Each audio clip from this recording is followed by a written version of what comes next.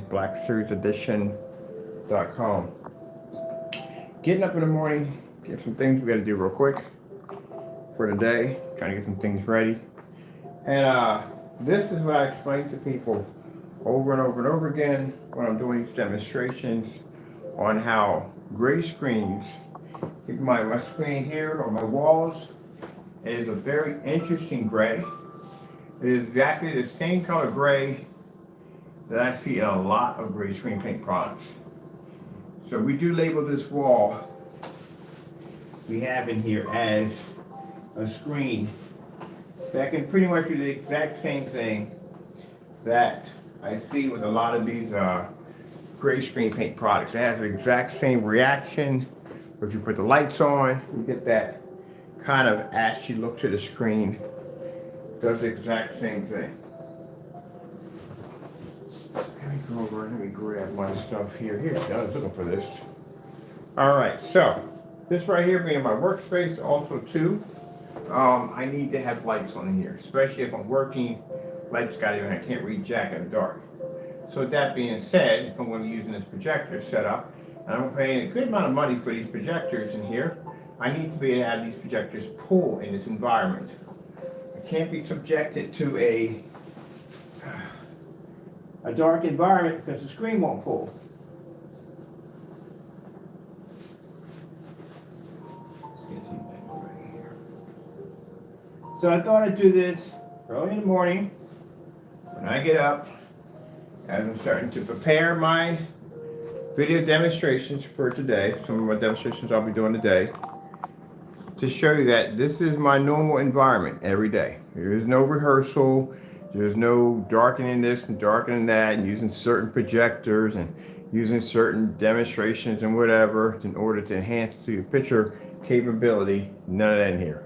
What you're seeing is what I do every day when I get up in the morning. And if my screen was gray, this is the reaction I would get. That screen can only function correctly unless I'm sitting in a dark environment. That's the only way. Other than that, it ain't gonna work.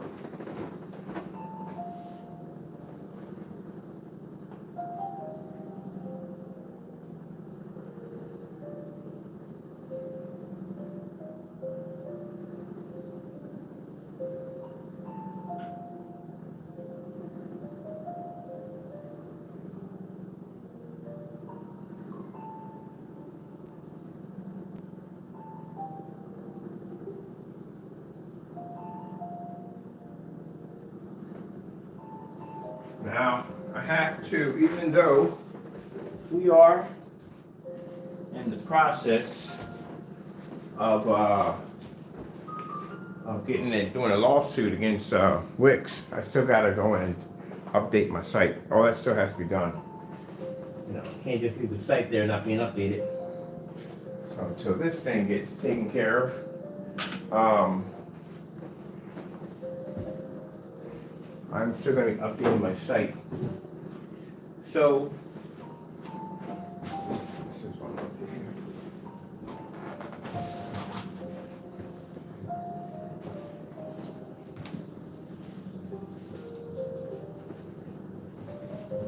These wires just keep going. So lots of weird wires and cables randomly out of nowhere all over the place. For some reason, this does not belong here at all. Gee whiz, he's hot in the face. His face is hot. I woke up to a bacon apartment. Got a bunch of windows in here.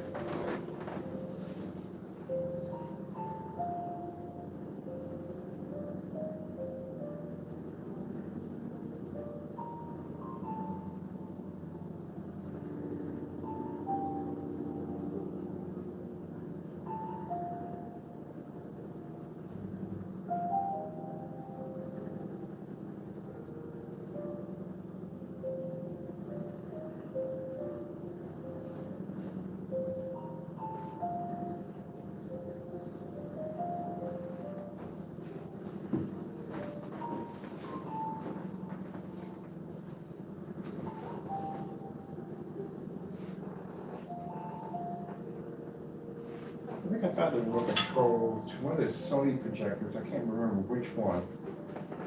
Let me see. What's my Sony projector? Remote control.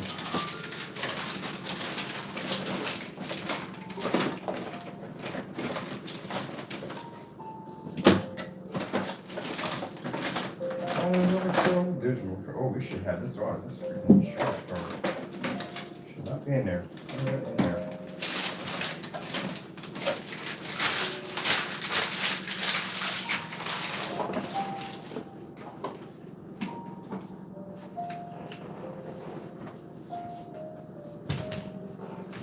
So this is the part you will never, ever see on camera with a gray screen.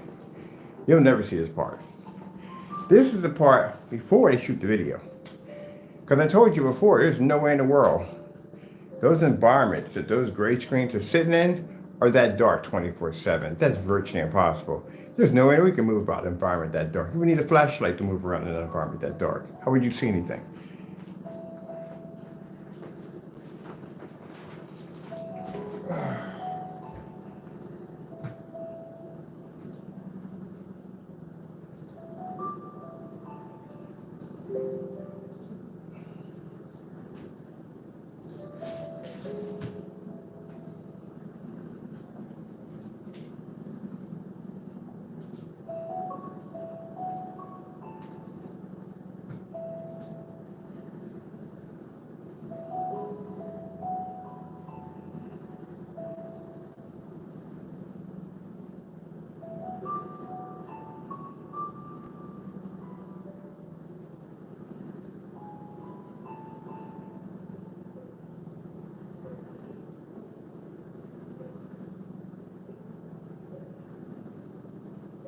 Now I'm going to be adding some more to that caption. It's not done yet.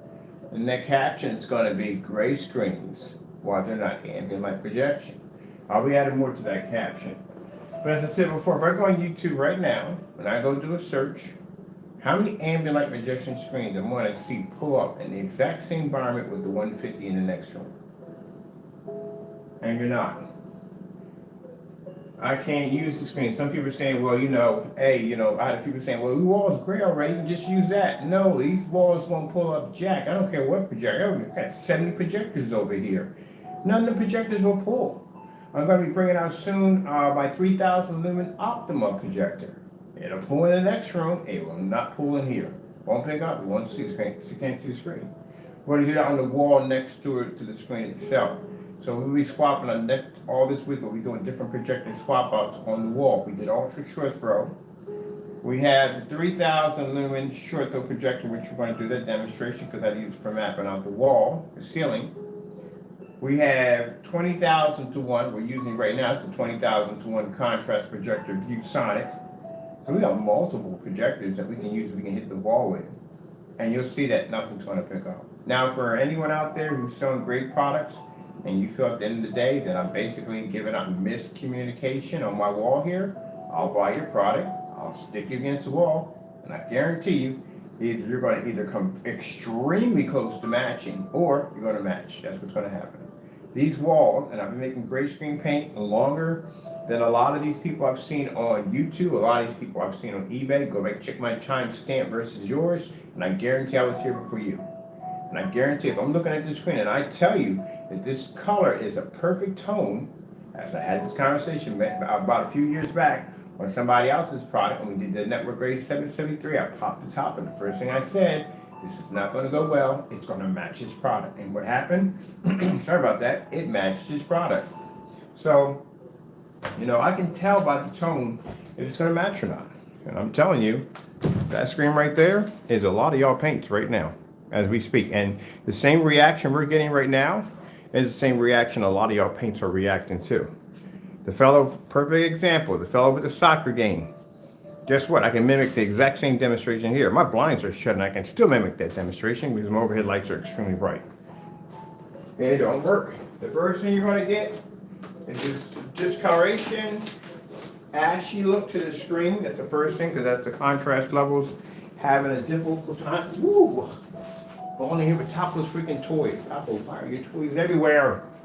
Yeah, that's my cat. If you don't know, it's topless, my cat. Toys. This is Mr. Lion today. Always finding something here with Taco. But anyway, this is what you're going to pick up. This is why when we go look on YouTube, you will see a lot of these demonstrations that claim to be ambient light rejection screens, all sitting in these really poorly lit environments. They're not going to match the one we have in the next room. which I got to mount that projector next week because my radiator is hitting my projector and I do not want to fry that unit. That's not an easy projector to get. It's a very hard one to get. Not going to use your tiger. Tiger.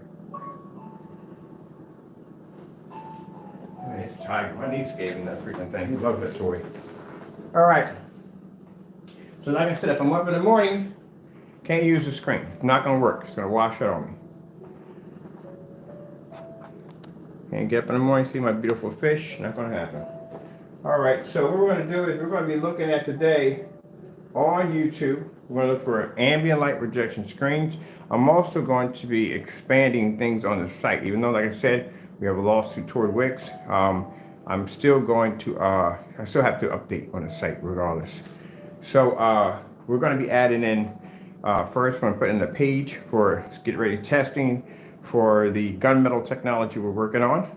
We're also too going to be putting in some previous demonstrations. I told you we have demonstrations on 4K versus 720p, 720p versus 1080p, all that. And I've been telling you from the door that our technology can make a 720p look close to a 4K. Guess what? Did the test already. They're right there on the site. We're going to bring up some of the old demonstrations from back yay and put them on the site. We have a section for that, so I can build on that to show that off. Black versus black demonstrations. Yes, we have a page we're building for that. That is all the tests we've done on black paint versus our products. Mind you, I don't see any gray screens doing this. So we did a demonstration. We actually painted into the screen with black paint. Yeah, that was a good one right there. Then repainted over it, then painted into it, repainted the paint over it. The reason why I'm saying that's because you have to do these insane tests. And if you're going to call yourself making our products, you're going to call yourself being our products, you're going to have to do our tests. If you're avoiding these tests, then guess what? You don't have the product. So that's what it comes down to, ladies and gentlemen. All right, so we're on 20,000 to 1 contrast projector. And this is also, too, another good example on people who lie to themselves. I did it myself, don't worry. Lying to yourself is when you buy a projector, you figure all those bells and whistles is going to fix your screen, and it's not. Your projector is going to fail miserably in the process. If I had bought this projector, I'm thinking, gee, 20 million to 1 contrast? Whew, that's pretty good. That actually is pretty good. Consider the fact that some of these $5,000, $2,500 ultra short throws only have 3,000 to 1. That's pretty bad for a projector that much money. All right, so about this projector, all the specifications. This projector too. The ultra short throw. I need to look that up too. But this projector has amazing specifications. So if I buy this projector, I'm going to think from looking at the demonstrations and the demo demonstrations from the projection screen companies. Tisk, you know what you're doing is wrong. Because, okay, just back it up here a minute. When you buy your projector, first thing you see is a whole family and movie theater and all that whole they put into it, but it has plenty of brightness. You're going to be in this fully lit environment. Your screen's not going to wash out, not going to fade. You're not going to have any of those issues at all whatsoever. What they don't tell you is in the demonstrations when they're using their projectors that they're using very highly advanced projection screens, or from we've seen from some companies, they're digitally mapping it into the video, which I've seen a couple demonstrations where there's no way in the world, if we're going to talk about 3D effects and you're watching 3D literally bounce outside the screen, that's virtually impossible. Only way that would happen is you're wearing glasses. That might even still happen. Anyway, so the projection screen companies, yes, are at fault too. Because again, they show you a projector. They don't tell you that, hey, look, we didn't spend $5,000, $6,000, $8,000, whatever for this high-end screen to make the screen look fantastic. Do you have any idea how horrible it would be to sell a projector if they did it on a regular wall like this? And I told you this projector behind me has millions of colors and it has this and that and a 20,000 to 1 contrast. And you're like, what the freak? And you're looking at the screen. How many projectors do you think they would sell?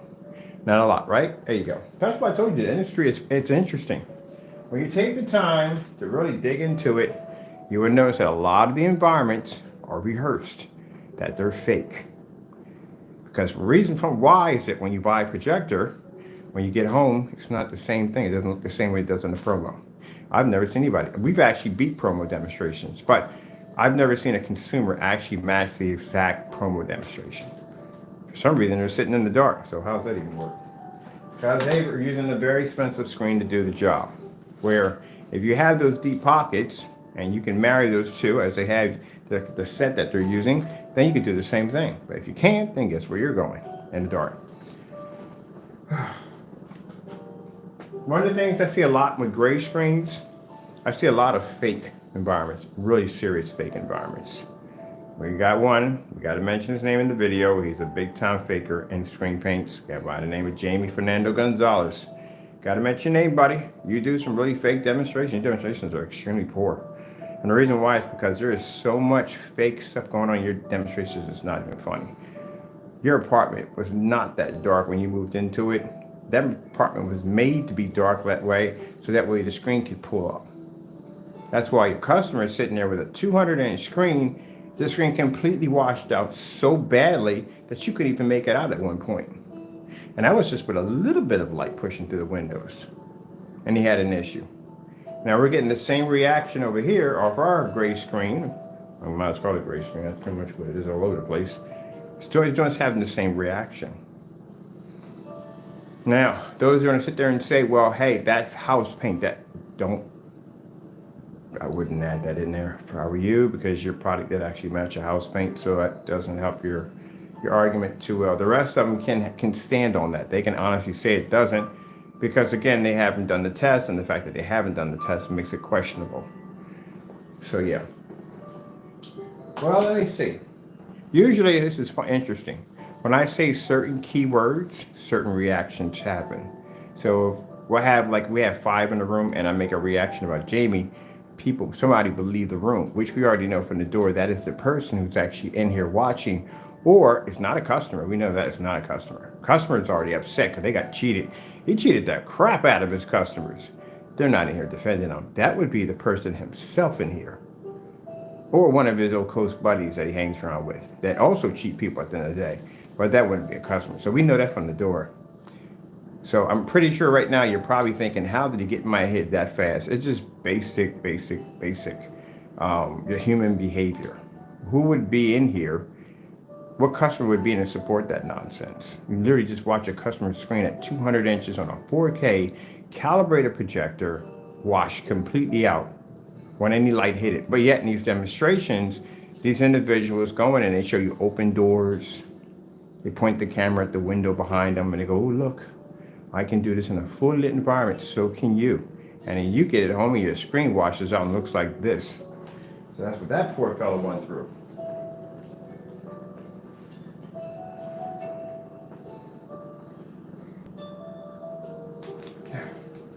I would love to see, well, actually I only saw one demonstration of the environment in the original form. Because like I told you before, as dark as that place is, there is no way in the world he's walking around in that environment all day looking like that. That environment changes, which means it looks like this when the cameras are off. When the cameras are on, they do this. This is what they like to do. And they go on camera and they go, well, look at the picture quality that you're getting from the screen. Look how it pops. Our product has quality. We're basically from this, you can see that you're getting those true contrast levels, beautiful colors. They don't tell you is, hey, my environment doesn't look like this 24/7. I got to turn on lights eventually so I can see stuff. And this is what's going to happen to my screen. They don't tell you. Certified companies, we're talking about the projection screen companies, don't tell you that, hey, look, we got a $3,000, $4,000, $5,000 screen sitting on this wall right here. And the only way you're going to be to do this is you're going to have that. That's how that works. Let me go over here and put my battery in my pocket. I got to move my projector today too because we got the heat on. I need to turn the heat off. Gee, where's Louise? Woke up this morning thinking I was in the Sahara Desert or something. This is why I like radiator heat. Radiator heat is a freaking boss, but gee whiz, this is hot. I'm gonna crack a window or something. I'm just gonna turn off the heat in the next room. That's what I'm gonna do. That's definitely what I'm gonna do. All right, let's go pop over to see what real environments look like. Always fake environments. I know darn well your environments don't look that way 24/7.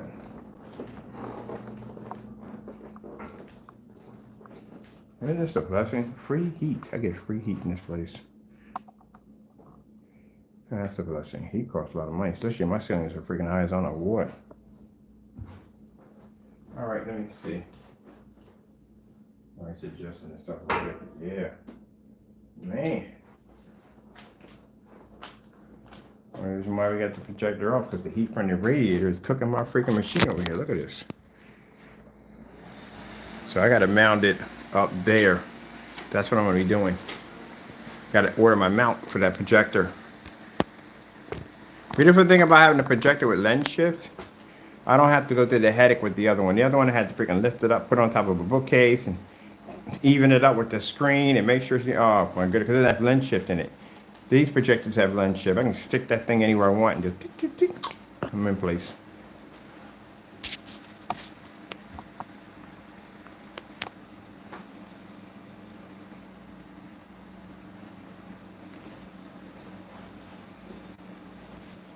I bet you all the remote controls are probably right here. Can't put this in.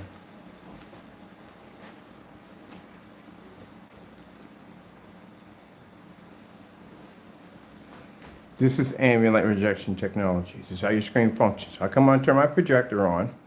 I don't have to worry about the screen washing out. I don't have to worry about it fading and discoloration and calibrating and dark environments and none of that crap. This is a real environment. This is me in the morning getting up. I thought it'd be cool to record it. I was getting up in the morning.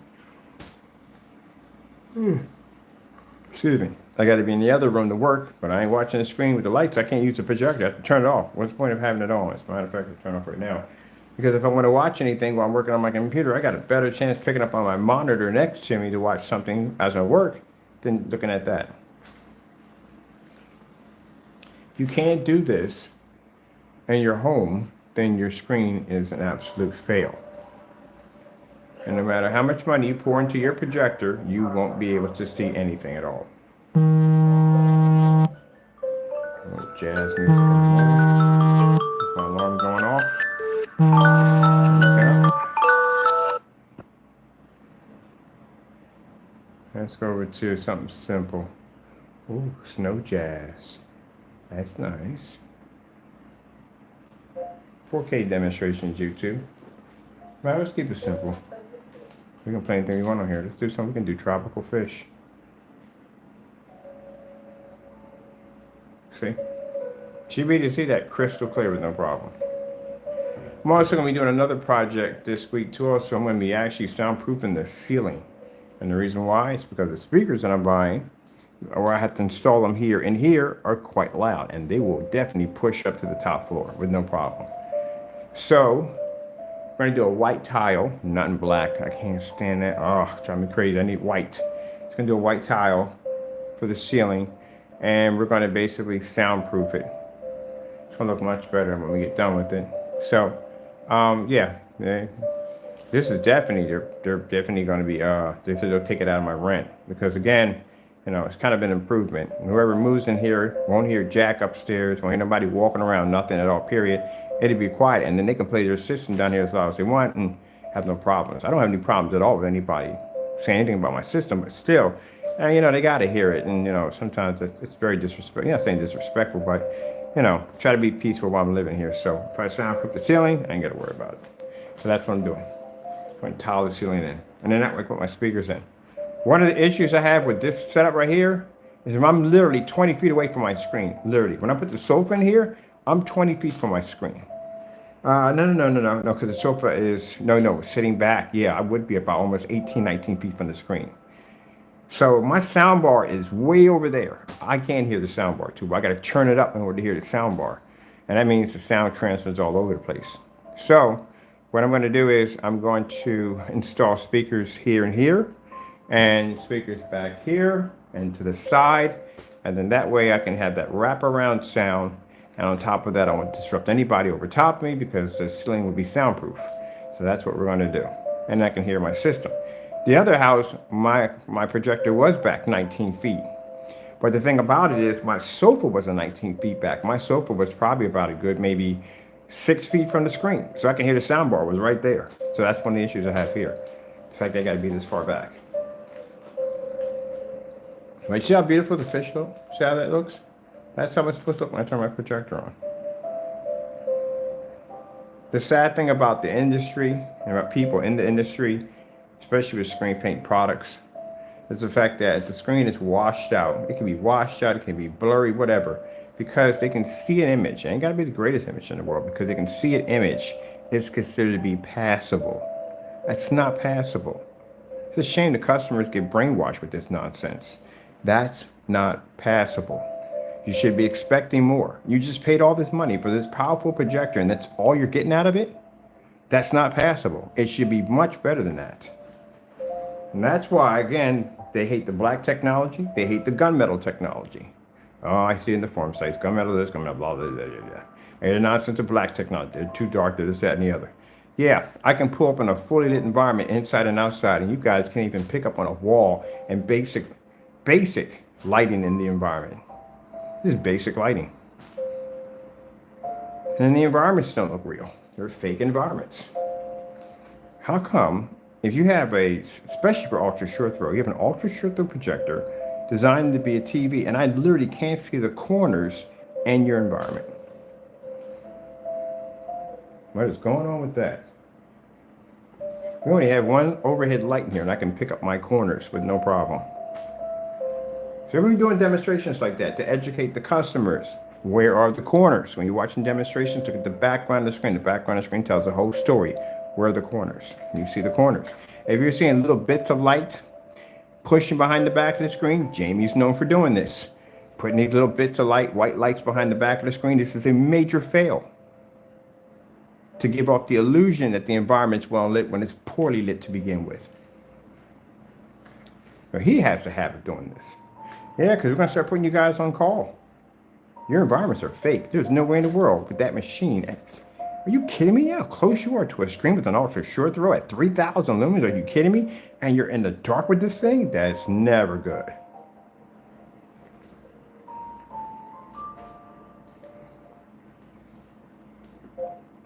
AK desired nature. Let's go to something different. Let's go pop over to, let's go do this one right here. Probably get a commercial. Everything's supposed to pop. Commercials, all of it's supposed to pop. It's supposed to react like a TV. Now, another thing you have to watch out for, pick and choose demonstrations. Means as in, they will stay far away from contrast demonstrations, especially if they have to be prove that they can operate in a fully lit environment. This stuff they will stay away from. Because the screen is going to have issues with the contrast. It's going to wash out.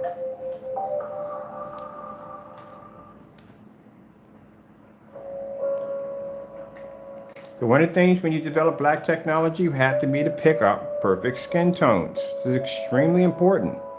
Do not want to run the risk of the screen picking up too heavy of a black level. Let me explain to people that want to design black screen paint. This is going to get quite complicated, so I'm explaining to you how this works. Basically, when you're developing black technology, you have to get the white levels high enough to be able to produce a high enough white level so you can see images such like so. But if the white levels are too high, what's going to happen is going to conflict with the contrast levels, which are going to drop, which means that's going to make it so you can't pull 100% contrast level. And if you're matched against a screen that is physically black, your contrast levels are going to come out faded, ashy, washed out. This is also too going to affect the color of the technology, which means the color level is also too going to drop along with the contrast levels. Now, we do these demonstrations where we take a black surface and we take a white surface, we stick them side by side, we do a color pattern test. What happens is the black surface can't maintain a high enough white level and therefore comes up too dark, and therefore you can't see the screen correctly because it's blackening everything out, it's darkening everything. It can't accept white light. Black screens are supposed to be plagued for the simple fact they can't be used in fully lit environments, even though they do basically work better with ambient light projection technology because they can absorb light better. But the problem is with some of the black screens that they have is you're talking about a surface that is physically black and has to generate white light in an area that has a ton of ambient light, which is definitely going to plague the screen. That means that the screen's kind of a very difficult time trying to generate white levels when it's fighting ambient light at the same time. And this is why when you watch a lot of demonstrations with people having so-called black screens, they're in very dark environments or poorly lit environments or ambient light controlled environments because it's going to plague the screen to begin with. They also have issues with ultra short throws because they can't maintain that angle gain. They can't seem to pick up on the side. We don't have that issue. So these are the tests that you have to do, and this is what you're going to have to ensure that your product actually works. You're going to have to do that simple test where you do a white surface and black surface side by side, and you have to drop this at 1,000 lumens, and you have to do this in an environment with an extremely lots of light where meters don't register, because that shows not only can the screen register in a fully lit environment, not only can it maintain its contrast level, its white levels, and its colors, but it also can do this against a white screen and beat it and black paint at the same time. Good luck. Oh, by the way, it gets crazier than that, because mind you'll do that again with certifies, and certifies are something interesting.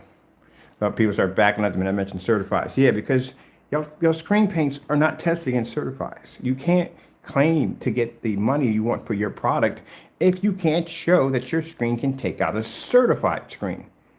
And good luck with that, because the certified screens are beast. So you're going to have to go against that at the end of the day too also. You can't just do this side by side against your own mixes at the end of the day. What's the point of doing that against your own mix? You have to do this against certified screens. So if you're going to complain to us at the end of the day, telling, oh, you guys want all this money. Look, man, I could get a lot more than that. I can take out a $5,000 screen with ease. Can you? No, you cannot. Can't even get past basic house paint. And those other tests you're going to have to do. Those house paint tests. You don't want to match that stuff at the end of the day. Let's grab something else. These are demonstrations. We can just grab any random demonstration we want. So if that background remains black at all times, that's what you want. Can't call yourself OLED-like, because again, you have to see black to be considered to be OLED-like. How beautiful the colors pop up, with the white levels popping at the same time. And this is the reason why we have all these white level tests. And this is where we take white surfaces, stick it against the screen, bring out Old Faithful, drop it at 1,000 lumens, stick it in the max out zone, and pull up these high white levels. Now, we don't expect the screen to blend in with the white screen, but we expect for it not to look like some of the demonstrations that you jokers have been doing about our products that are so fake. Now, if you want to talk about fake demonstrations, you want me to dig into that category? Because I can. Today, we can do it. I can show you dozens and dozens and dozens of YouTube demonstrations of people sitting in these really pretty dark environments, and none of them is matching any of our demonstrations. Sorry about that. At all, period.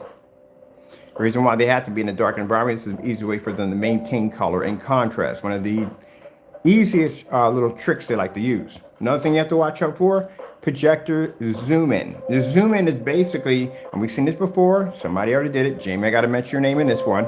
Took an Epson 959WH. Interesting how I can see projector memorized them like that. That projector has a 10,000 to 1 contrast. So where his projector was sitting at on a 100-inch screen, he was able to fit into the 100-inch screen at around 16 feet back, which would have been virtually impossible. At 16 feet back, he would have been able to maintain a screen size of 120 inches with ease, which means the fact that you were able to fit that screen or that image inside of a 100-inch with room to give shows at the end of the day that you had the zoom pushed all the way down on the projector to make the smallest image. That way it would be sharper and brighter if you're using it in a fully lit environment. Ah, busted. The reason why I know all this, gentlemen, is because I've been here for a long time. I've seen all this stuff in form sites. This is how I learned all this stuff. This comes from years and years and years and years and years and years of doing test demonstrations. If you look at my YouTube channel alone, you will notice that I have more video content. The reason why I have more video content because I've done far more testing, I have far more projectors, have built far more screens. So this all comes from experience. If you all, any time you guys want to do like a video content on testing, you let me know. This is why when you go on YouTube, we come up everywhere. We're going to do 10,000 once we get done doing the other stuff and the other products. Oh, let's do this one right here. I don't do this one enough either. Now for the consumer is duped into thinking that we all do this. I've done it before when I first started off. And they buy the projector, they think they're going to get all those bells and whistles, it's going to transfer to the screen, and that's not going to happen. Because you see it in the demonstration, it's not going to happen. You have to have the same screen they're using the demonstration, they're bringing a professional to come in and calibrate the projector. It's all professional settings, so it's not going to happen unless you got that kind of professional money. For those who basically make these great products, you lie. Not saying all of you, but some of you lie. Some of you are very truthful. I've read through your specification, extremely truthful. But some of you are lying. And the reason why is because if you're showing a great screen in a fully lit environment, this is my personal favorite I like to see, is when people show the screen with nothing on it, nothing on the screen. It'll be in a fully lit environment and they go ambient light projection technology. Where is it? The projector's not even on. How do I know how much of that screen I'm going to see and not going to see? So that's a fail one. Don't even put those pictures in again. I can show the color tone of the screen. That's nice. But to say that this is ambient light, our screen, no, you don't have a picture up there to compare it to how much of my screen is going to wash out on me. So that doesn't work. Yeah, that's very important. In contrast, believe it or not, people, is everything. It is absolutely everything.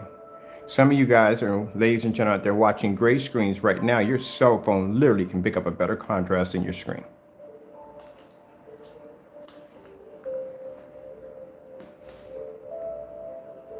See the nice color blend, all that. Now, if my office wasn't here, it's been nice. I can work. I can look at my screen, watch a little TV, and worry about the screen washing out or fading. None of that nonsense at the end of the day. Where's, oh, way over here.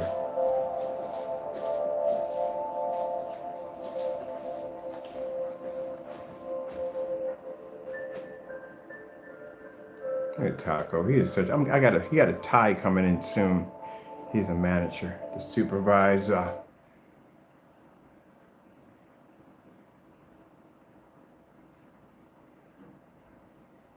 Research shows nostalgia can help you remember apps. To customize and save, never control. Unified with Rehearsed, our most amazing true nature fragrance experience ever.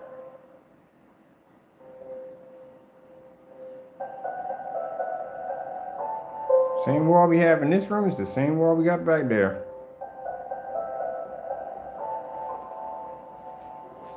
So that's what you're getting. That's what you're picking up on a gray screen. Can't see contrast for jack.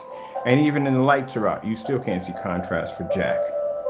Now, if you take that and put it against one of those high-end professional gunmetal screens, yeah, this is why you never see them do demonstrations on diamond technology or any of the more high-end gunmetal technologies.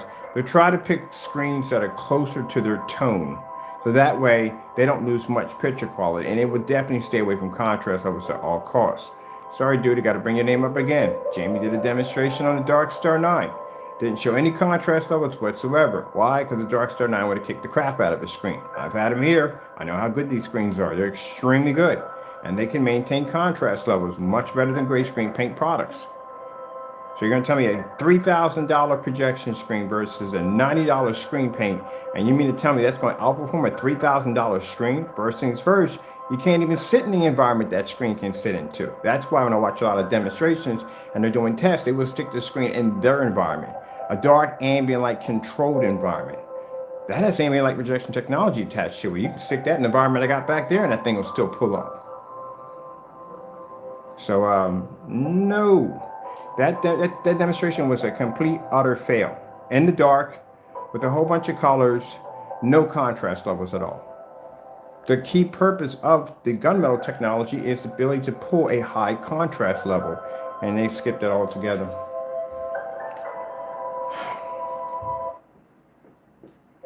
Red screen, basic colors. You don't see enough of these demonstrations, do you? They're supposed to be doing these demonstrations.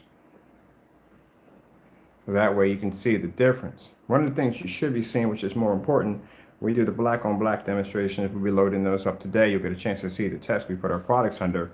And one of the things you're supposed to see, what is the difference between, with us, would be black paint versus our product. We did the Dynasty paint. We did Black Magic, which I am a big fan of the name, but Home Depot, especially when Lowe's, when the darkest one we had. We've done just about everything. As a matter of fact, I got some new stuff I'm going to be buying today for testing for the gunmetal technology.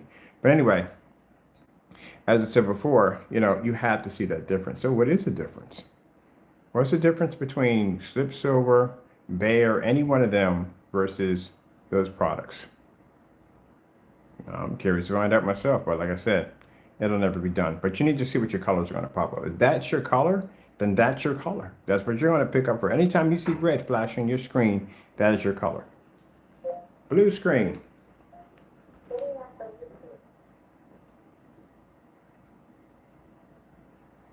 You're not saving any money. How are you saving money? I heard all the time saving you hundreds. Kid, are you serious? How is that working? Literally, in my setup here, everything I got in here costs less than your projector. Literally. And most demonstrations we see on high-end projectors environments, our stuff costs way less. That projector right there costs $60. The one behind me costs $500. That's it. My screen's big. I'm at 100 inches. I have 10 times more light in my environment than theirs. I find it interesting how I went from a house, I moved to an apartment, and even in an apartment, I'm still beating the crap out of that screen. I'm at a farther distance, I'm 21 feet from the screen. You talk about probably roughly, I'll say 13 feet, 13, 14 feet from where he's at to where basically the window may hit, maybe 17. You're using ultra short though, you're kissing the screen. My projector projects at 7 feet back, 21 feet back. Your screen size is 100 inch, I'm at 150 inches. And when I do my demonstrations, you can literally see every crack, every corner in my entire environment. No bookcases blocking the windows, plenty of light pushing through with no problem whatsoever. No calibrated projectors, can pull 100% contrast level. Colors are legit, they come up real. I can actually take a certified screen and stick it up there right now, a DMP Supernova gunmetal technology, and we can pull higher contrast levels, higher contrast and color than that screen. And even interesting, the screen in the back we have at 235.1 is reacting the same way the customer screen is reacting with the personal mix. So the same thing. Is that right, Mr. Taco? You like this mat, don't you? You like the mat on the floor? That's what you want, but I don't want it black, Taco. I want it white.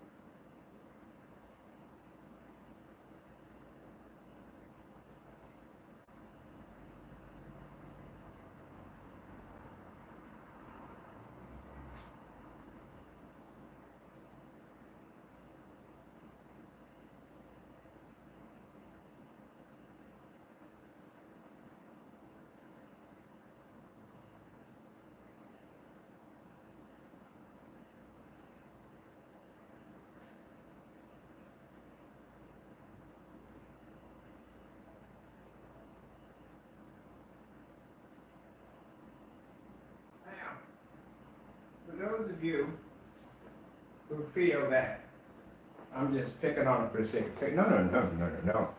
That fellow misleads more people than I've ever seen. He's one of the worst things I've seen in home theater. He's a big mistake for home theater. He misleads so many people, it's not even funny. Telling customers that they're going to get 100% contrast level on a great product. Have you lost your mind? That's never going to happen. Where would you even come up with that theory? That's the dumbest thing I ever heard. How would that be possible? I would say a gunmetal would have a better chance basically making that statement than a great screen paint product. That's not going to happen. Never going to happen. So that's another thing he tricks the customers in. Making you believe that you're going to pick up that exact same image he picks up on that laser 4K projector is not going to happen. You're going to have that same projector or higher. And the environment, number one, are fake. Because there's no way in the world that anybody's walking around in a spot that dark at the end of the day. That's your entire environment, that dark. Unless you're vampires. If you're a vampire, then I can understand that one, but they're not vampires, so guess what? Not happening. All right, this is a white surface right here. Excuse me. Pardon me. You're weird. You're just so weird. All right, so we got white surface here. That's a white surface right there. And I want that to be a little neater than that. It's going to drive me crazy. That's better. There we go. That's a white surface. Now, if you notice that the gray at the bottom pulls a little bit slightly better. I told you it's a hiccup. That's all you're getting. You're not getting anything special. At the end of the day, with gray screen paints, what they're telling you, you get something. No, you're not. You can work in a dark environment with it. Yes, you can. It is watchable. Yes, it is. But are you getting the best in your projector? No, you will not. And that's the whole purpose, right? I'm not saying the screen's not watchable, because that's not true. I used to make great screen paint products. It is very watchable. But the problem is, are you getting the most from your projector? Are you seeing what you're supposed to be really seeing? Are you getting real contrast? Are you picking up real colors, all that stuff like that? If you're told to calibrate your projector in any demonstration, that means you can't see color. You should be calibrating projectors, not the way they're designed today. Now on an all-white screen, so you shouldn't be having that issue. There we go. Over here. Side. Starting on the left side.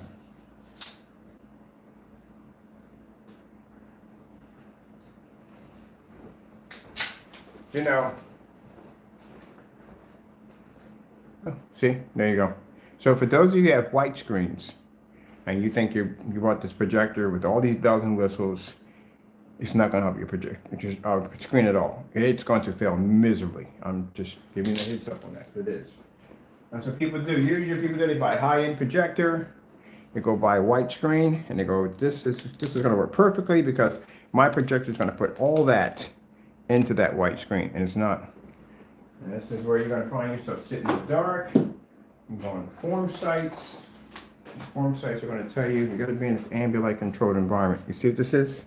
This is a DMP supernova. Now, for those, now mind, we've got demonstrations of doing 9 of these certified screens. See that color? That's gunmetal technology right there.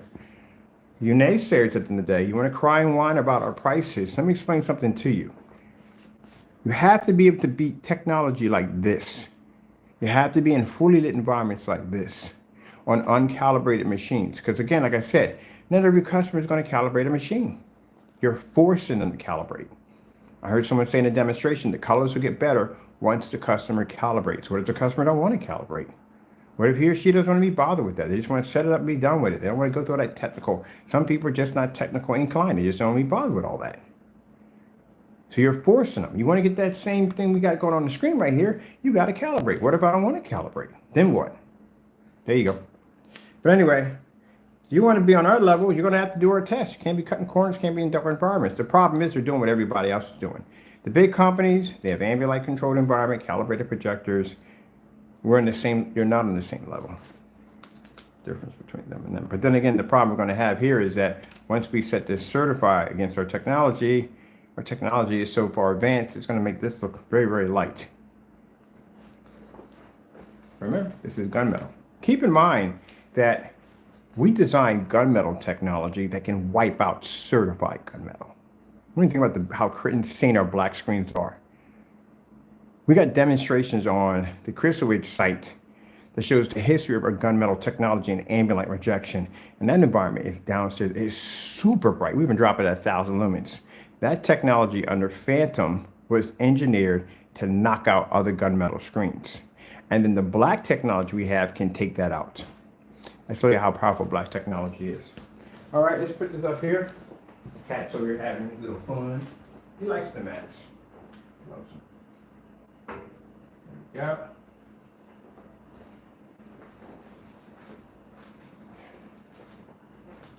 Now, if you notice, if you look at this now, the gunmetal pulls a better shade of blue than the white surface and the surface here.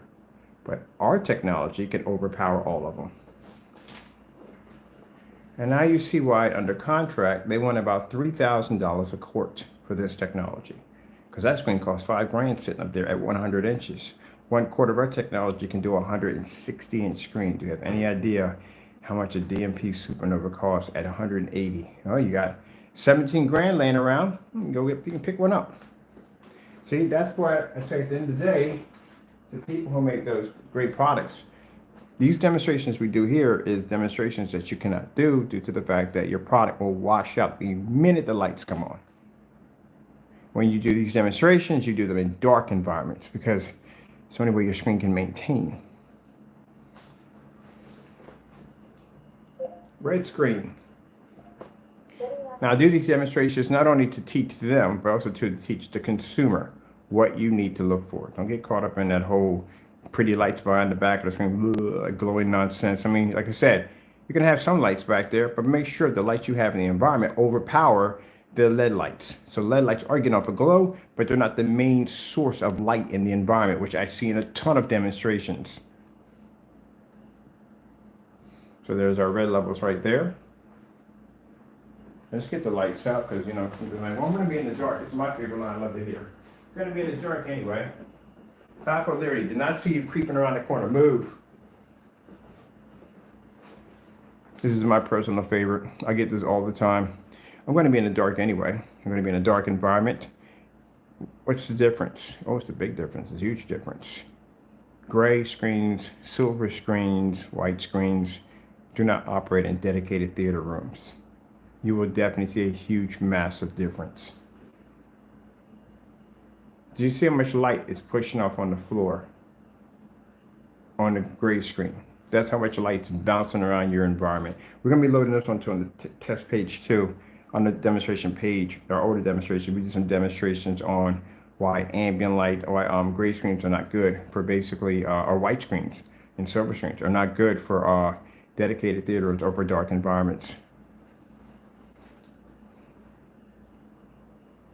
Now, if you see the difference here, see right here on the side of the wall, right here, see on the side of the wall? See the light that's coming off the screen? See how it's darker here? Now look at the bottom. See how that light reflecting here at the bottom? Yeah. That's what's happening to your face when you basically hit one of these screens. Remember Mr. Mannequin? Mr. Mannequin who sat in the background and basically when I turn the projector on, the light, boom, hits you in the face. That's what you're getting. Even in a dark environment, this stuff doesn't even work correctly. Let's go with purple. Purple screen.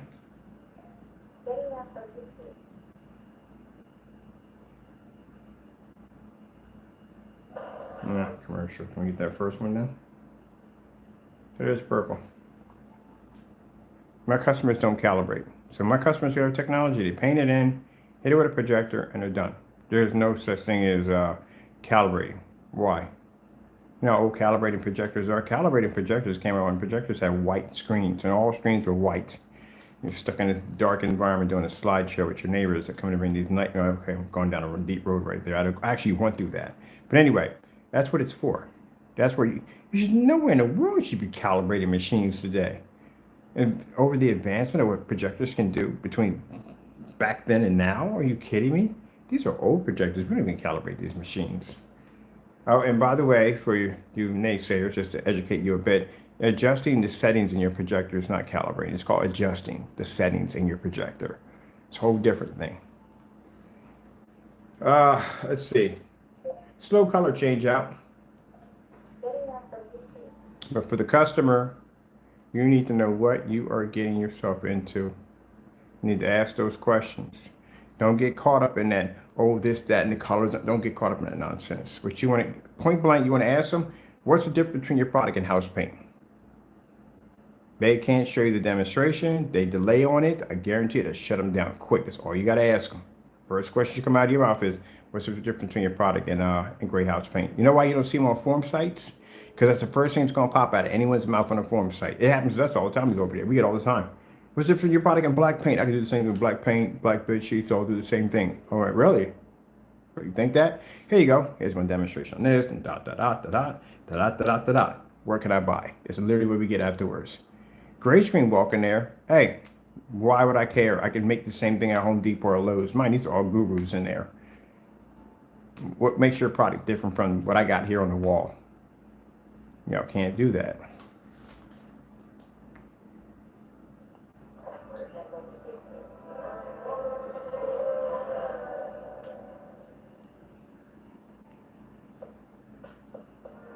And remember we showed you the color patterns? See, it reacts the same way.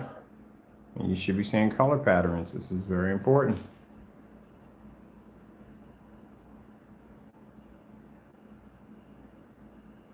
At times, these screens are going to start matching that white screen up there. This is what I told you about the same part. That's why I said when I see demonstrations of people doing fake against our product and saying, oh, the screens come out that dark. What is wrong with you at the end of the day? Are you snorting bleach? Do you have any idea how many man hours, how much time did I push in to test my products to make sure they work perfectly fine? You see the same demonstration you're seeing here? Well, when I get my storefront, this is the same demonstration I'll be doing in front of other people. So I went through all those man hours of testing just to have one individual or two individuals come and go, oh, it comes out this dark. You can't. Yeah, this is the reason why we're taking these individuals to court And they're going to sue the daylights out of them for doing dumb stuff. Because I can walk into a courtroom and I can do this at 1,000 lumens easily. What are you going to do? Come up and pop up with some conspiracy theory that it's a camera trick? Yeah, that's going to work well for you. You're going to mess around and get yourself 302'd and put you in a padded room. That's because the reason why they have to make those demonstrations because they're threatened. That's why. I don't have any receipts over here. I have not seen any receipts. I only saw one receipt on one product. The rest of you have not purchased. One guy did purchase. That's the fellow who did the knockoff projector. Gee, whiz Louise. Can you make it any easier for court? So bottom line, we don't support knockoff projectors. We've been stating that for the longest time. We've done tons of testing on them. They do not work. I don't care how calibrated you think or how expensive your model is. They don't work at all, period. We even have demonstrations from a customer way back when the VIII first came out and was claiming to be 5,000 lumens 4K when they first came out. And they didn't work then. They don't work now at all, period. But real short, individual felt the need to do a demonstration on our product using this projector that our policy clearly does not support. And this is what got them, it's getting them sued, doing dumb stuff. And I know what my stuff is designed to do. That's why I put the policy in there, because I have to test everything. Before we can make a specification sheet, we have to make sure what can run and what can't run. We could be in the middle of a test. One time in the middle of a test, I remember one of the screens was pulling up this insane white level. Like it was literally just glaring. And this is a black surface that's pulling a high white level that high. We had to figure a way to tone it down. I had launched that product without testing. There'd have been issues. We had one at a time, we had a black screen that wouldn't pick up on an ultra short though. It just wouldn't pick up the angles correctly. Now imagine if I launched that without testing it. I don't know how in the world these individuals are selling to fake environments, untested screen paints, and they want to cry and whine and say, oh, products don't have to be tested. Really? Then let me get it straight. You take a pen and pencil, you walk around your house, and you see how many of your products literally are tested. They have to be tested. So why shouldn't the screen paint be tested too? Starfield screensaver. Let's see what we get in the dark with some contrast. It's my personal favorite. I love when people get in the dark and they think they're really actually seeing black levels when they're not really seeing nothing at all. There you go. So for our customers with a projector at 2,000 to 1 contrast of 3,000 behind us, that tells the customer at the end of the day that any projector he or she chooses, as long as it's name brand, they can pick up a contrast level way higher than a P2. But P2 has 2 million to 1. That's a physical black screen over there. Even with a 2 million to 1 contrast, you still can't see it at all, period. You're picking up shades of gray. You're talking about 100% solid black. Now, as I told you before, this is a message to your naysayers out here. If you can understand it, people who make these paints at the end of the day, if you have a contrast level displayed on your screen, you should be able to turn the lights on and it should remain the same. Black does not change whether it's in the lights or on or off. If you're driving a black Corvette and it's nighttime, then it's black. But the minute it's daytime, it turns gray. It doesn't work that way. Black is black. So if you're showing contrast levels, this needs to be done in fully lit environments to show the customers how much of the screen is going to deteriorate with that much light. By sticking the screen in these fake environments that are always dark all the time, you're giving off a wrong information to your customers, because now your customers are going to stick this, put the lights on, and the screen's going to wash it on them to find out that they have to be in this controlled environment, trapped in a controlled environment. So you got to stop doing that mess.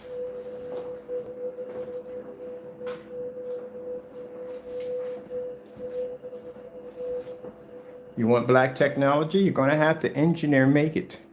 That's not something that's going to happen overnight. I've seen a few of you out there trying to make it overnight. No. When I drop my test demonstrations of what black screens have to go through in order to get that recognition, you get the recognition from your little followers at the end of the day. Us on the other end, we get the recognition from certified and high-grade companies at the end of the day, because they're going to do those tests. They're going to test our products against black paint, black fire, whatever you can think of. They're going to throw it in there to test it before they sign any contracts with us. And we could pass every single one of them. But I'm going to show you what you're going to have to go through in order to develop a black technology. You're going to need a couple of years under your belt to begin with. First things first, let's say if we decide to pull out all together. We leave and we go do contracts strictly only. Whoever comes in with a black screen paint is going to be compared to our demonstrations. That's what's going to happen. We set the bar extremely high. So that means that Even if you say our demonstrations are fake, in order to prove that your product is exactly like ours, you're going to have to do the exact same demonstration. And this is something you're not going to want to do. And mind you, these demonstrations, majority are live, which means you cannot make a mistake. If you make a mistake, the world will see it. And that right there is going to diminish your confidence level altogether. So how in the world are you going to compete with somebody who's done over thousands and thousands and thousands of demonstrations, and majority of these are live? How are you going to do that? Because anybody, before they buy your product, is going to put our product and say, well, this guy called Kenneth Bird, he did this in the video and that in the video. Can you do the same thing? Well, that was fake. That wasn't real. Well, if it wasn't fake or real, you should have no problem backing it up. And you can't back it up. So, yeah, we set the bar pretty high. And it should be pretty high, because at the end of the day, at least the customer is getting a product that works, not some crappy mess out of a container saying, oh, this works at the end of the day, it works perfectly fine. Well, you know it doesn't. All right, let's go back into the other room. Oh, jeez, I hate looking at that screen. I really do. I was in that room. I fell asleep in that room last night, and I stare at that washed out freaking screen. Well, I won't be long, will it? We'll be upgrading that soon, so I'll be happy, joy. Wait. Get my screen back up here. That light should go in.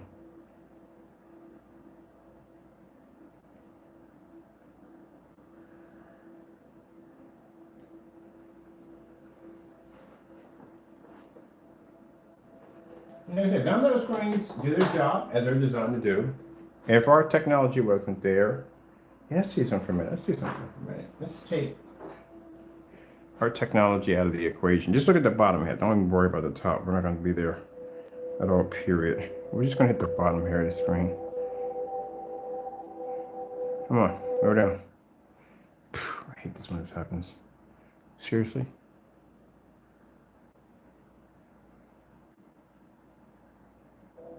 There we go. Now, lens shift. Right, batteries for the thing. Lens shift. There we go.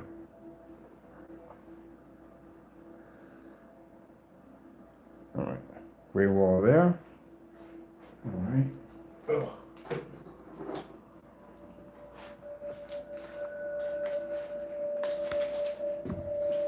Yeah, cosmetics know what they're getting. As long as you gotta know what they're getting. All right.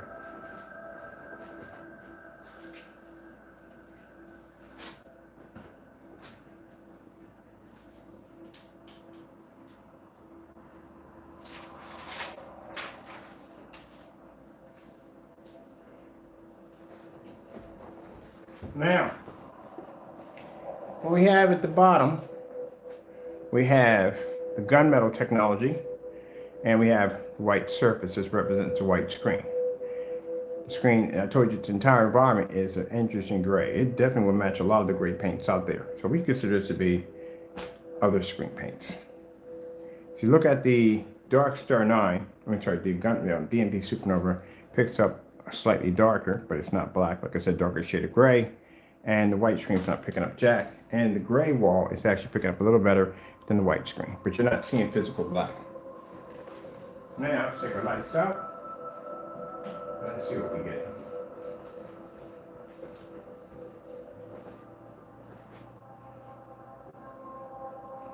Gee whiz, this is never good for certifiers, I swear.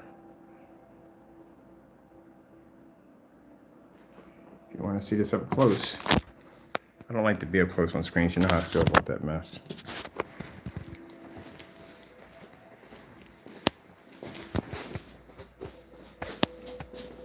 Now, see how I'm standing in front of the screen? This is called narrow viewing cone effect. Watch this when I turn to the side.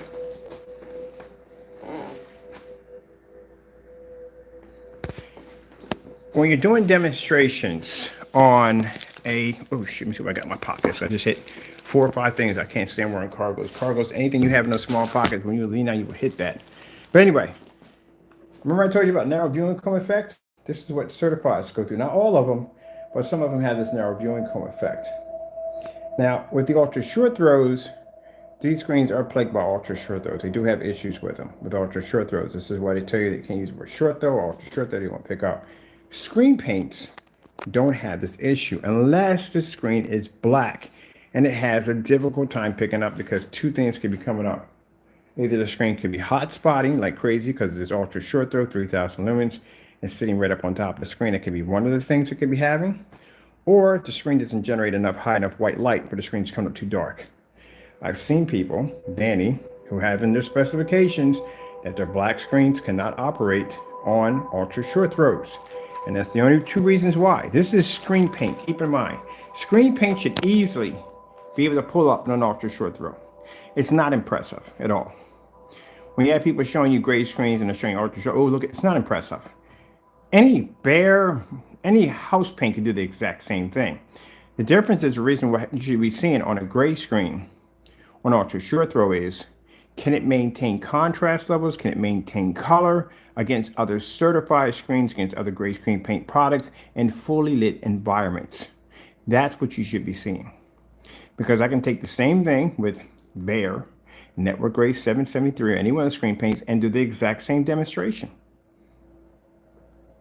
If you're going to put your gray paint on the map, then you're going to have to do something that a gray screen is not designed to do, which means you're going to have to show the difference between your product and certified gunmetals, which is one of the higher screens next to the gray screen paint products. And you're going to have to be able to show those color patterns. You're going to have to show those contrast levels. White levels you already have, but those two you're going to have to be able to do. And you need to do this in a fully lit environment where that projector is designed to be at. So if you're watching a lot of demonstrations where they're sitting in the dark and there's no comparison screen there, then that's nothing, because the average consumer can do the same thing with any form of household grade product. Even with these walls, we can do the same thing. Nothing new. And when they tell you that, oh, you're getting quality, no, the quality is not coming from the screen paint, it's coming from the high performance projector. That's where it's coming from.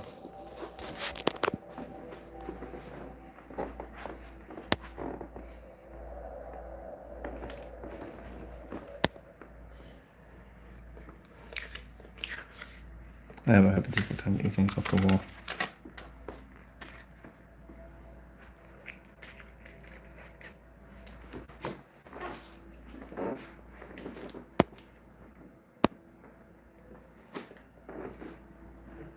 All right, let's go bounce over to my other area. And let's go from there. I'm gonna turn this projector off because I gotta remove that projector because I can't have my projector getting cooked over my radiator.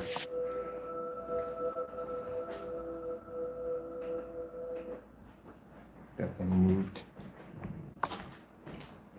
Let's go pop into the next room. We have nothing but gray screens in there on display.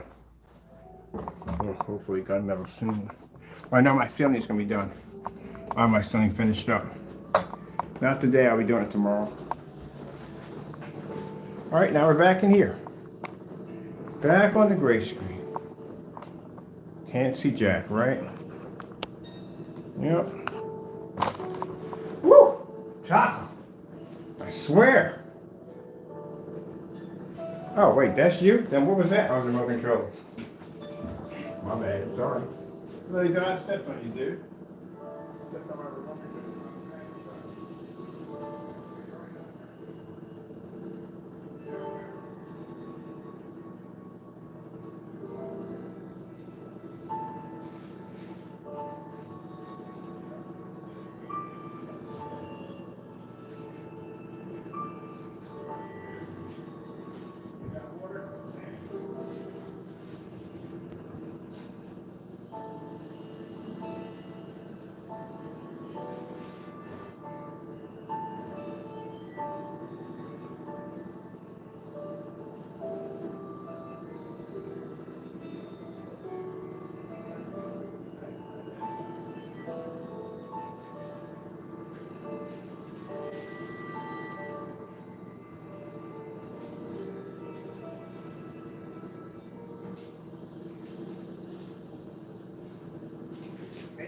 Environments. Yep. 100% fake environments. So let's have a looky. Let's go pop onto the internet. Let's go have a look around. Because what the consumer thinks that they should be getting at the end of the day is this. Because they figure if I can see the screen, it's passable. That's trash. That's horrible. Let's go pop over here. We're looking for title for ambient light screens. This is going to be a lot of us. We do a lot of demonstrations, ambient light technology. And I don't want the customers to feel at the end of the day that if you see a screen and it's washed out, it's in a dark environment, that's not ambient light projection technology at all, period. You're being lied to. Because I guarantee that environment doesn't look the same way when those cameras are off. I guarantee you they brighten it up in there. It wasn't that much darkness to begin with, huh?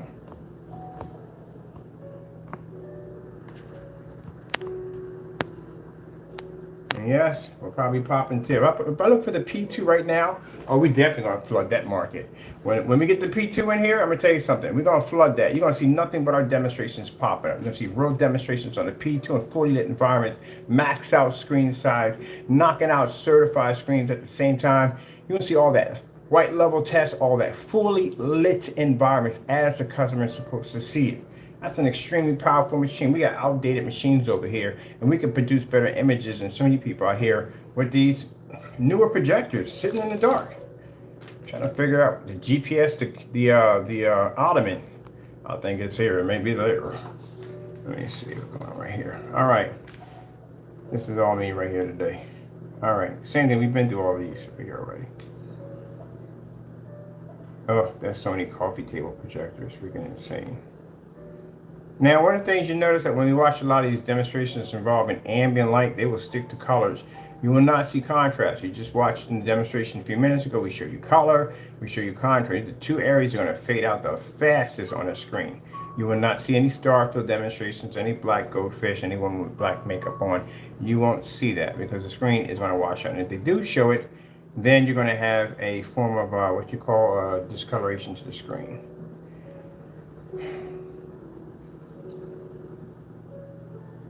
Well, that'll be me. That's a 235.1. Epson LS800 is a laser projector. See how close that thing is sitting to the screen? Hear what's going on that one.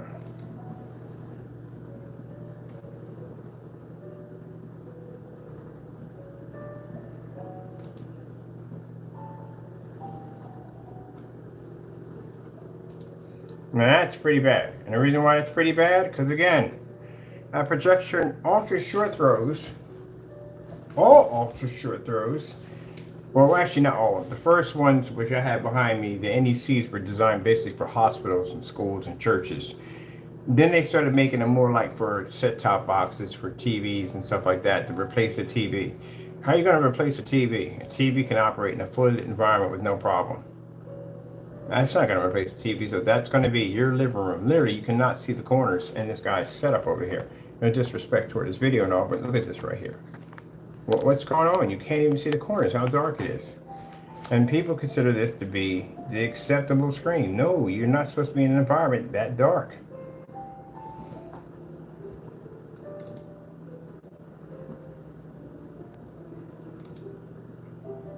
See those colorful lights popping up at the bottom? That tells me right there is no light in this environment whatsoever. So let me get this. Let me back up a minute here. Let's be 100%. If they're doing day demonstrations when the light's on, I guarantee you one thing's going to happen. You will not see a contrast level pop up because the screen will wash out. Now, is there anything wrong with the projector? No, the projector works perfectly fine. There's nothing wrong with the screen's crap. That's the problem. He has no choice but to be in a poorly lit environment because the screen won't pull. Because our black technology sitting up there, he'll be to have his lights on and watch that with no problem whatsoever. So this is with the lights on. I've been through here already before. I literally have been through this. I can literally know I know the settings in this environment because I've seen it before already when we did one of the ultra short throws. That environment is way too dark, as you can see. It is way too dark.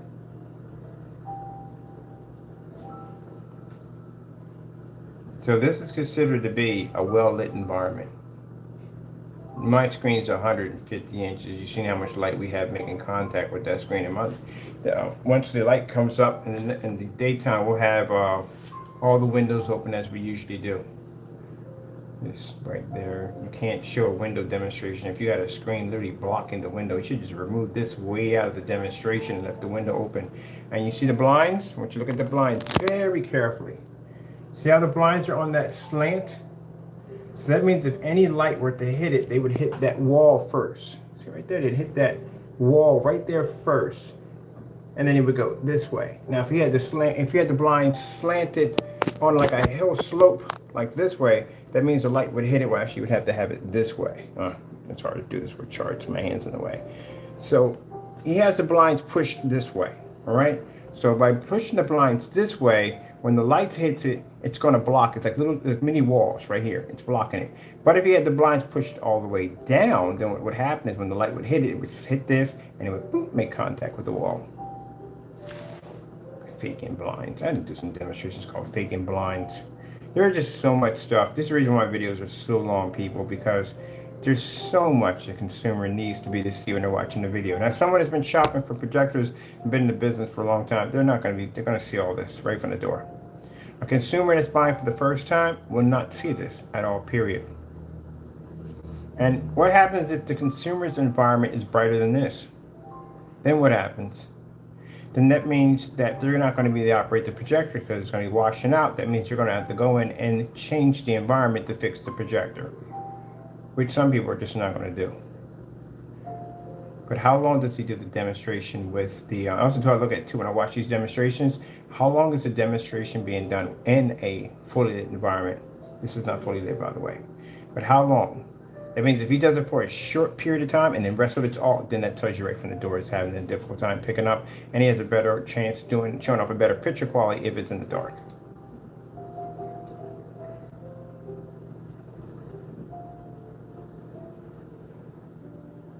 Told you.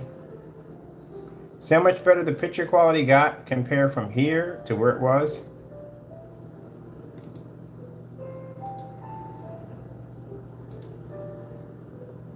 Now watch your color change.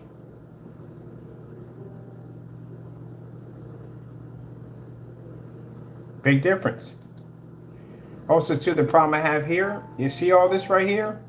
How we know the screen is gray, how we know it's white. You see all that light reflecting off the projector right here? That shouldn't be there. You should never see that at all, period.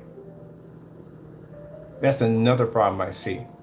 Why is all this pink light? It's just coming from the screen, bouncing all over the place.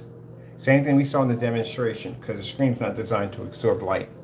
If I'm doing an ultra short though setup, that means I do not want to see whatever is reflecting off the screen bouncing all over the environment. If it's bouncing off the wall here, come back and show you right there. See how it's bouncing off the wall there? All that's bouncing off the screen. That's why when they do dedicated theater rooms, they darken the walls, but that doesn't help either at all, period.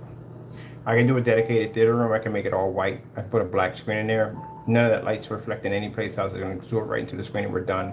The bottom of that projector should not be looking like that. It should show nothing. It should be complete darkness and you should just see the lights in the back of the screen. That's it.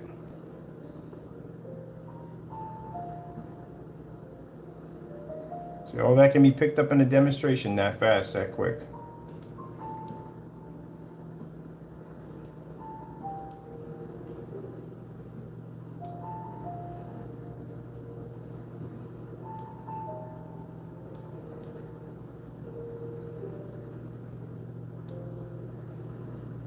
So in order for you to get that color, get that image from that projector, you're going to have to be in the exact same environment all day, literally.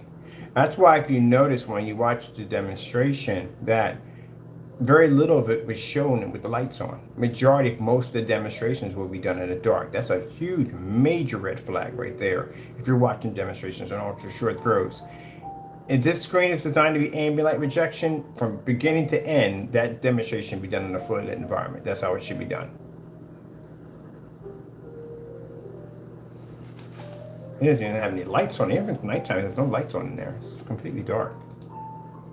Contrast levels will be in the dark, I guarantee you. Yep, and there you go. See that light shade right there? That's not supposed to be that color. That's supposed to be jet black. It's not contrast. The screen can't see it.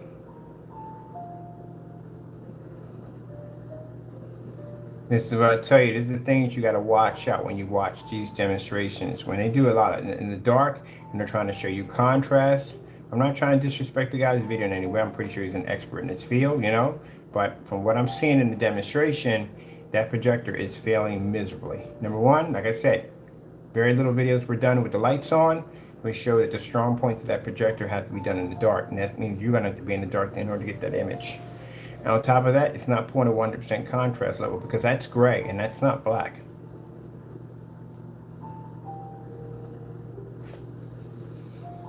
The sad thing about it is that the projection screen industry keeps making more and more advanced projectors, convincing you that you're going to be able to get that image quality at 100% contrast and amazing colors and you get closer to a TV. No, you will never get close to a TV until they basically upgrade the technology for screens. The screens are actually crap, what I've seen so far. The closest thing that you got to a screen that can produce a really good image is gunmetal, and that's extremely expensive. Compared to our technology, we can do better than gunmetals. This is the reason why our company this summer is going to, it's already taken flight to blow up already. And for you gray screen paint products, well, guess what? Your stuff is old. I mean, extremely old. And again, if you don't believe me, you can go ask Google. Go ask Google, say, Google, what's the benefit of a black screen? And they'll tell you it's a more superior technology. It is more superior than gray and white screens. And if Google's not enough, then hey, put on a Starfield demonstration, turn all your lights on in your environment like you operate in every single day, and let's see what happens. That is definitely gray. We know when the naysayers get upset because they're the ones that leave the room the minute we say our technology is better. Then again, I have no problem with putting my test out on challenges. You want to go 8 years back because I can go 8 years back. You want to do a demonstration on projector cost for the customers? We'll beat you on that one with no problem whatsoever. What about our technology versus high-end certified high-grade screens? We'll beat you on that too. Outdoor demonstrations, we'll beat you on that too. Different caliber projectors, we'll beat you on that too. What about experience? How many videos you have compared to my videos? Again, I'm over 7,000. All right, then, just putting it out there. Just got to use that common sense at the end of the day, people. Well, they got to use that common sense. But that's gray. That's not coming out black. That's literally gray.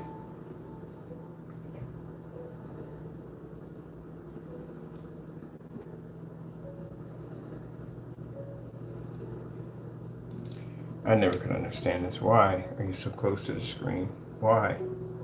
Seriously, why are you so close to the screen? I can never understand this. Why? Why are we so close? What's the point? If you have to be that close to the screen to show the clarity, then how the freak? Seriously? That's almost as worse as the other one. Basically, showing up on top of the screen to show the difference. If you literally have to be that close to the screen in order to see the difference, that's not going to come off so well. And we're still in the dark. No, I'm not going to go on this whole demonstration. Just anything with the lights on? No. All right, we're done there. Well, that was a bust. Like I said, I'm pretty sure the guy is very well educated, not pushing this video down anything, but you have to understand, you're not seeing contrast on that projector. You're stuck in a dark environment, and it tells the consumer at the end of the day, that's where you're going to be at. People that are selling these projectors, you can't go on freaking YouTube or anywhere who's going to be at advertising machines and tell people that, hey, you're going to be in a fully lit environment, you can do this and do that. And at the end of the day, I'm seeing demonstrations at your trade show where I'm seeing nothing but scenery and fish and whatever. Can I see some serious contrast levels on it? Can I see a real serious environment? Because the other guys were complaining about the lights being over 21 feet up in the ceiling. Gee whiz Louise, if you're having problems with those lights, what's going to happen to the average consumer with a screen to be much closer to the lights? So I don't know how that even works. Oh, I can't express this enough because usually this happens from time to time. And I know naysayers, when we say this, you guys got to grow up. You really do got to grow up. And honestly, I'm going to tell you why I say this. Because we've had companies contact us, legit companies contact us. The reason why I say it, because the naysayers, I swear, I really do believe you guys have a clubhouse. I really do. But for some reason, I see this. I see you guys driving up, getting this clubhouse, and you got the haters club against, I guess, my technology, of course, in the day. And you do this whole sworn-in oath and whatever nonsense you do. And like, we're going to think of new days, new things to try to take down Mr. Bird's paints. So what we're going to do is we're going to basically send him fake emails of companies interested in his products. Gee whiz, he takes all three of y'all, put y'all, you now four of y'all, to stick your heads together and come up with that idea at the end of the day. Gentlemen, I've been around for a very long time. I think I would be the spot fakes when I see them. And companies usually don't send you emails on it. Sometimes most of them will call you. I had a few of them actually call me. They send an email. They have a very detailed letter, and also too, it's watermarked. And they basically represent who they are when they come through. Not something that somebody pulled off some kind of spreadsheet and designed themselves off a notebook pad. So again, no. But anyway, yeah, we'll get these companies that'll contact us asking us to use their projectors and demonstrations, and you know my answer for that is no, it's junk. I'm not trying to get money at the end of the day. We don't need your money at the end of the day. It is what it is. There's no way in the world I would ever do a demonstration on a projector and lie about it. For what? No, we're not doing that. If it's junk, it's junk, and we consider those projectors to be junk. And my goodness, I swear. Vivid Storm. Where are we going with this one right here? This one has a 100-inch screen. Oh, this one does a 100-inch screen and on the gaming. Let's see what we got here with this one. Yeah, it's junk. It's junk. That's what it is. Show me that I'm going to sit there and spend that much money for a projector, and I'm going to get. That's not even native 4K. That's the first ring right there. I don't understand that one. People buy those projectors, please give me some understanding on that one. Why in the world would you spend that much for a projector that doesn't even have native 4K attached to it? I mean, really, seriously, I need to know exactly where your mindset is. Why would you do that? I can see basically if native 4K didn't exist and it was nothing but compressing technology, and they had the best in compressing technology, that I can truly understand. But there are projectors out there that physically have native 4K attached to them, and yet you spend $3 grand more than a P2, which is now 2200 lumens, or sorry, 21 or 22,000. No, sorry, people, $2,200. Let me put it that way. But anyway, much cheaper. You can get them for now. And I've heard people go out and spend like $3,000, $5,000 for a projector, and it says, well, use this pixel shifting. At this particular point, this is where I hang the phone up on you, because again, why would you do this? You could have got a Dell. Dell makes an insane projector. They're hard to get, but if you get one, they're literally 5,000 lumens on this machine. They were $6 grand when they came out. That has native 4K attached to it. Why? Well, why would you buy a projector that doesn't even have native 4K for that much money? It's basically a 1080p base. So you could have did the same thing with an Optima GT55 or 56, would have did the same thing. And your contrast level, here's the thing, contrast level on an Optima is 20,000 to 1 or 22,000 to 1 on a projector. And you spent only has a 3,000 to 1 contrast. That is really poor. That is really, really poor for a whatchamacallit. We're in the dark with this. He's gaming anyway, but still. Let me see if there's some lights on this bad boy. It's a pretty screen. Already from the door. You can't have the lights on with this thing. This screen's going to wash out. This is the worst thing you want to do for gaming. It's just screen this light. Number one, you can't see contrast levels for jack. And all of us who game, at the end of the day, you know the rules. Contrast is freaking everything. This is why when people set up monitors, they get them really black OLED monitors, because contrast is everything for us gamers. Gee whiz Louise.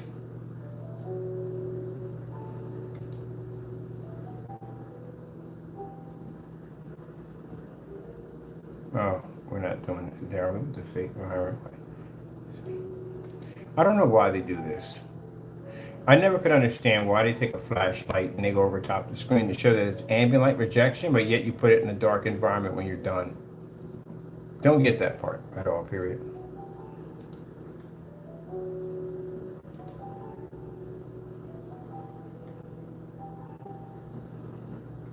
Who started that dumb nonsense to begin with? Taking a flashlight and going over top of the screen. What's the point of taking a flashlight and going over top of the screen if you're still going to have it in a dark environment? Is that light going to be on the screen while you're doing the demonstration? If not, don't even put it in there. All right. So clearly you can see the area is nice and dark here because there's no light hitting at all, period. He has some light, he says it's coming through here making contact with the screen. That screen is washed out.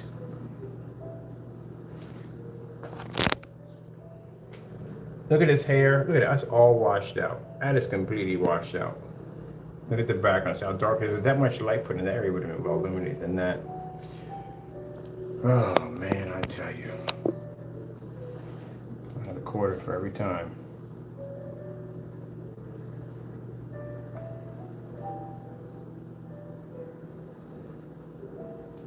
Oh, we just did not do the open door. Tell me we just not do an open door. We just did an open door, did we not? How would that affect the screen in any way whatsoever? No. I gotta go back and take a look at that. He just pulled a Jamie. So that's why we call him Jamies, because Jamie does that nonsense with an open door. Open up the door and it's still dark in the corner where the screen's at.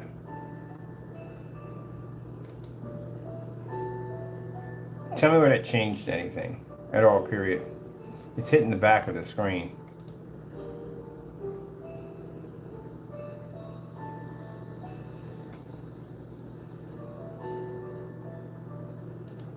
Told you. And rest my case. You've seen this before, right? It's the Sony demonstration that they do. They have the giraffe walking in front of the freaking sun. This is supposed to be dark. Yeah.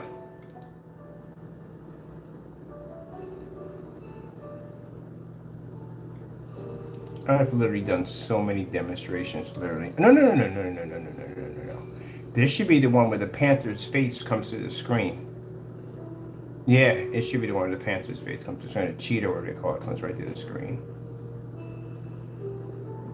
If I'm right on that one. But either way, this is washed out badly.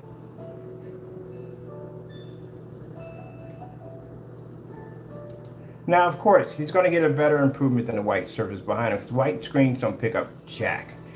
Doing a comparison against a white screen pretty much should show the customer at the end of the day that, yes, you're going to get a much better picture quality, but still, this is extremely poor. Very, very poor. This is all washed out, completely washed. Look how faded the blues are. Kind of like somebody, like the projector's lamp is dimming out or dying. When projector's lamps are dying, they're flickering, they get this dull look to them. That is really bad. But of course, this is going to be much better than a white surface. Anything is better than a white surface. Heck, you can go in the backyard and you can take a white screen and just throw. I mean, I ain't talking about paint. I mean, throw bare 1050, any kind of gray screen paint, and it's basically going to produce better, a little better. But not where it's going to give you like an insane improvement. That is absolutely awful. See, I told you that discoloration, gray in there. Yep, and it can't see contrast.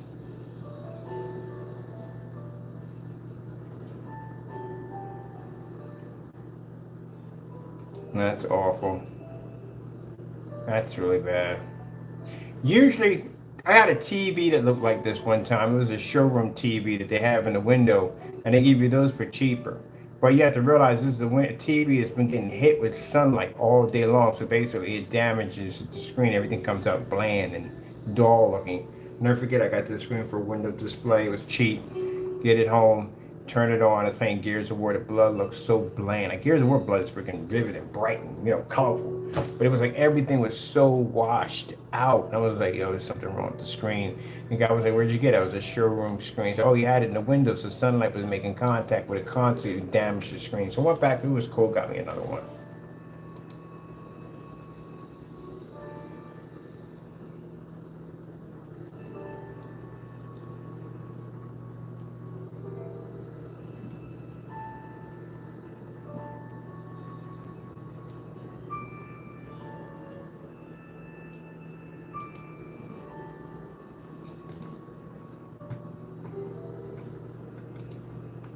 This is what we sent to a customer over in England that was asking us about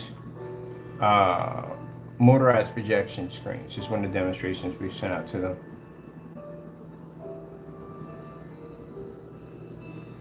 Here's the gunmetal technology. Here we go. See that? Now you see the demonstrations we do. You see that light hitting the screen? This is how much light the screen is supposed to take in if it's true ambient light projection technology.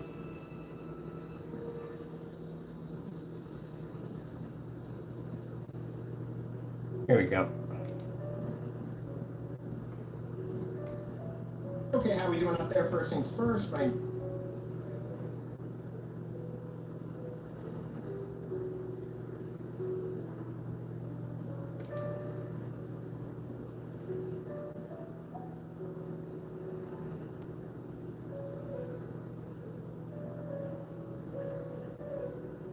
I forgot what time of day we're outside. Probably about 8 or 9 in the morning.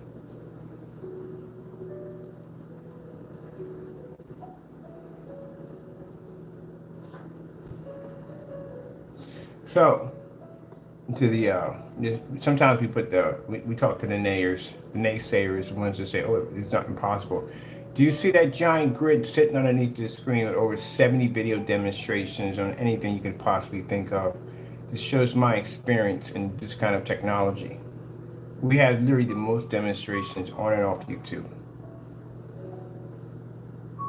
Now you see that man hour, all that time I got to put in to set up every last one of these screens, how much hours it takes to do this at the end of the day?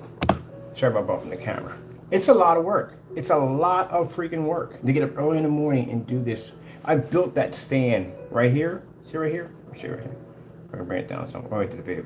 Pull it down. I built a lot of these stands and screens and all this stuff.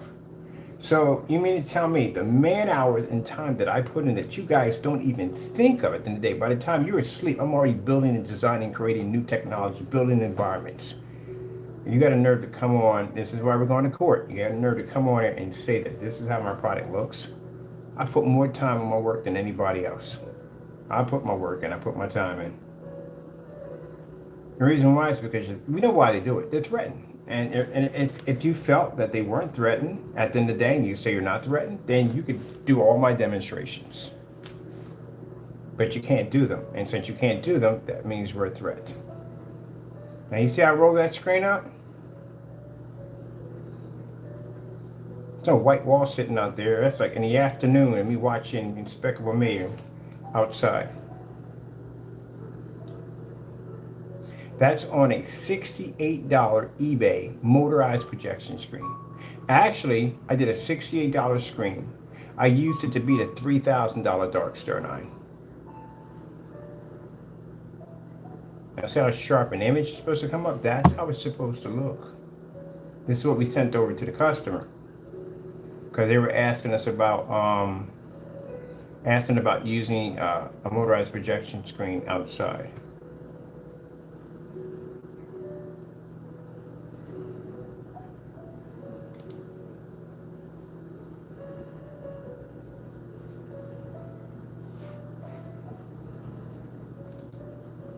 Now coming down here to the grid, you see these right here? This is man hours, tons of man hours. I built these screens. Actually, this one right here, I guess a custom built motorized projection screen frame. Yeah, getting back to fake environments. Yeah, you guys do tons of, I can go outside if I want to, if I choose to. I can do demonstrations outside. I got mountains of demonstrations. This is not even close to what we have right now. I'm still finding demonstrations we haven't even posted yet. When I get time to load onto the site. But you guys can't even generate in a fully lit environment. You're opening up doors, you're showing little bits of light. I can operate an Optima GT55 outside at 140 inches with no problem. And if I want, I can even go play in the snow. use crystal edge technology screens. You know why I did that demonstration out in the snow? Because it was a challenge for me. Just in case we have any problems with the You guys get terrified over a little bit of light in the environment, and I'm out there playing in the snow. Do you know how much light snow reflects? A lot. Fresh snowfall reflects a ton of light. That's why I went out there to do the demonstration. Not only the fact to show that the technology we have is weatherproof because our screens sit out there all year round, but the fact that this was an amazing challenge for me. This was an opportunity I couldn't pass up. So I get up in the morning, I take all this extension cord, I'm taping it to make sure everything is big, there's water, I can get electrocuted, and I'm running this cable through, setting up my projectors out there in the freezing snow because the opportunity presented itself to be able to show technology functioning outside in the snow on black technology. It's bad enough when people say, hey, well, black screens can't generate inside. We can do this outside at 150 inches. This is why, gentlemen, your claims about our technology is considered to be bullcrap. Because again, the demonstrations we do are freaking insane. So I thought it'd be fun to do a demonstration of a snowstorm outside after a snowstorm on a black screen. And if you see my distance here, I'm way back. There you go. Being put in, got my recorded. So that's a technology right there, as claimed, can't be seen. That's a 38 Black Widow. I think this is going to be a most impressive demonstration to have on the website when we post the product. It is fully weatherproof to have it straight out in the snow at 150 inches. On black technology producing a snow demonstration in the snow. Yeah, see? And can see a 100% contrast level. This is why when we make statements about our demonstrations are unmatched, and they are, they're unmatched. Inflatable projection screens, we get this all the time. If I paint my inflatable projection screen, we'll work on your product. Here you go. Okay, right there. There we go. Well, display that for a minute. Adjusting to taking off the Wi-Fi. First things first, my name is Kenneth Burton. Our company is Crystal H Technology Screens. We're outside on the inflated projection screen. And just to make this clear, we are not. And this is what we're going to be doing this summer. We're going to be outside with the EcoFlow high-powered generator projectors. We're going to be out there with our projectors, inflatable screens, so that we can advertise our technology. My buddy's going to do a demo video, like a kind of a demo video where our company's information pops up and where to get it, and we'll pass our brochures and stuff like that, where customers will get a chance. And you know what's basically going to push that screen higher than any other product? That screen's black. People are not used to seeing black inflatable screens. The screen standing alone with nothing on it is going to draw attraction because people are not used to seeing black inflatable screens. The minute we turn that thing on and they see that thing react, yeah, it's going to be business cards all day. Now, if I took a white screen out there or a gray screen out there, yeah, I got to wait till a certain time of the day for it to fire up. Contrast levels are not going to pull. Color is definitely not going to pull out there. It's going to be nothing impressive at all, period. But a black screen sitting out there, yeah, it's going to draw a lot of attention. Those of you who have contracts by our company and you are looking to do some venue or backyard events with your screens, yeah, that black technology is going to give you that money at the end of the day.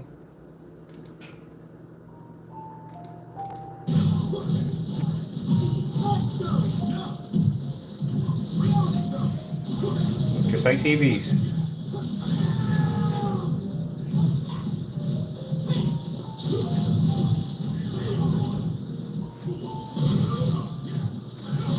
I like the inflatables because, you know, when you get done, you just take that whole thing down and you're finished. That's basically about it. Not a lot of work in setting them up and building them. In these environments, like I said, we always back our environment, dual 150-inch screens. Oh, this screen right here I did on the deck. That was one of my favorites.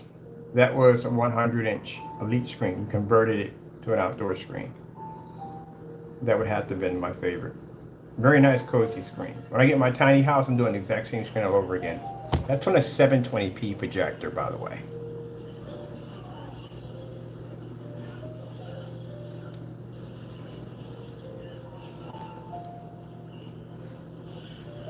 And that's gamer paint. That's what gamer paint looks like on our technology. We engineer our own form of gamer paint for gamers. Pretty similar on that Sugar Plum Fairy. That thing is going to be absolutely sick. Can't wait to get that finished. Oh, that was a nice screen right there. That was a nice one. I actually enjoyed building that one right there.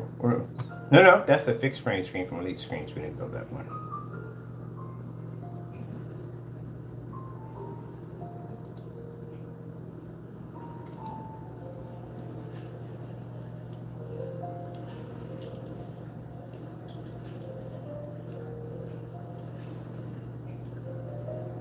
Got our floods on.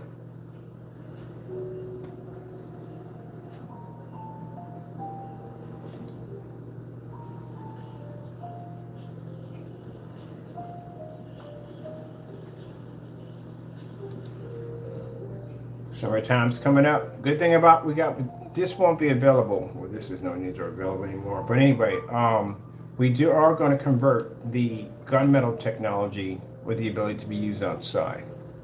And we'll be doing some demonstrations. That's what I'll be out in the park with. My inflatable screens coated in that black, actually that really dark gunmetal technology. Let's get back to this already. Let me see what we got here. I'm curious a bit more on the grid. Maybe there are other demonstrations on the grid. These are fantastic demonstrations to show our customers at the end of the day that even if a white screen, you can't pick up jack outside. Yeah, we get that all the time. People go out and get a white screen, and they'll do it for, especially if they're doing parties or events. They'll go out and get a white screen, and they'll go buy this godforsaken freaking monster of a projector, like something like 7,000, 8,000 lumens, thinking that's going to fix the problem. Nope, that's not going to fix the problem. You literally just introduce more light to your screen. You washed it out even faster. That is definitely not going to work at all, period. This is one of our challenges right there, 1100 lumen challenge, which was never met. Still sitting on YouTube to this day. No one's been able to match that demonstration. Here, you want to watch movies outside in the middle of the day? Well, here you go. Watch this.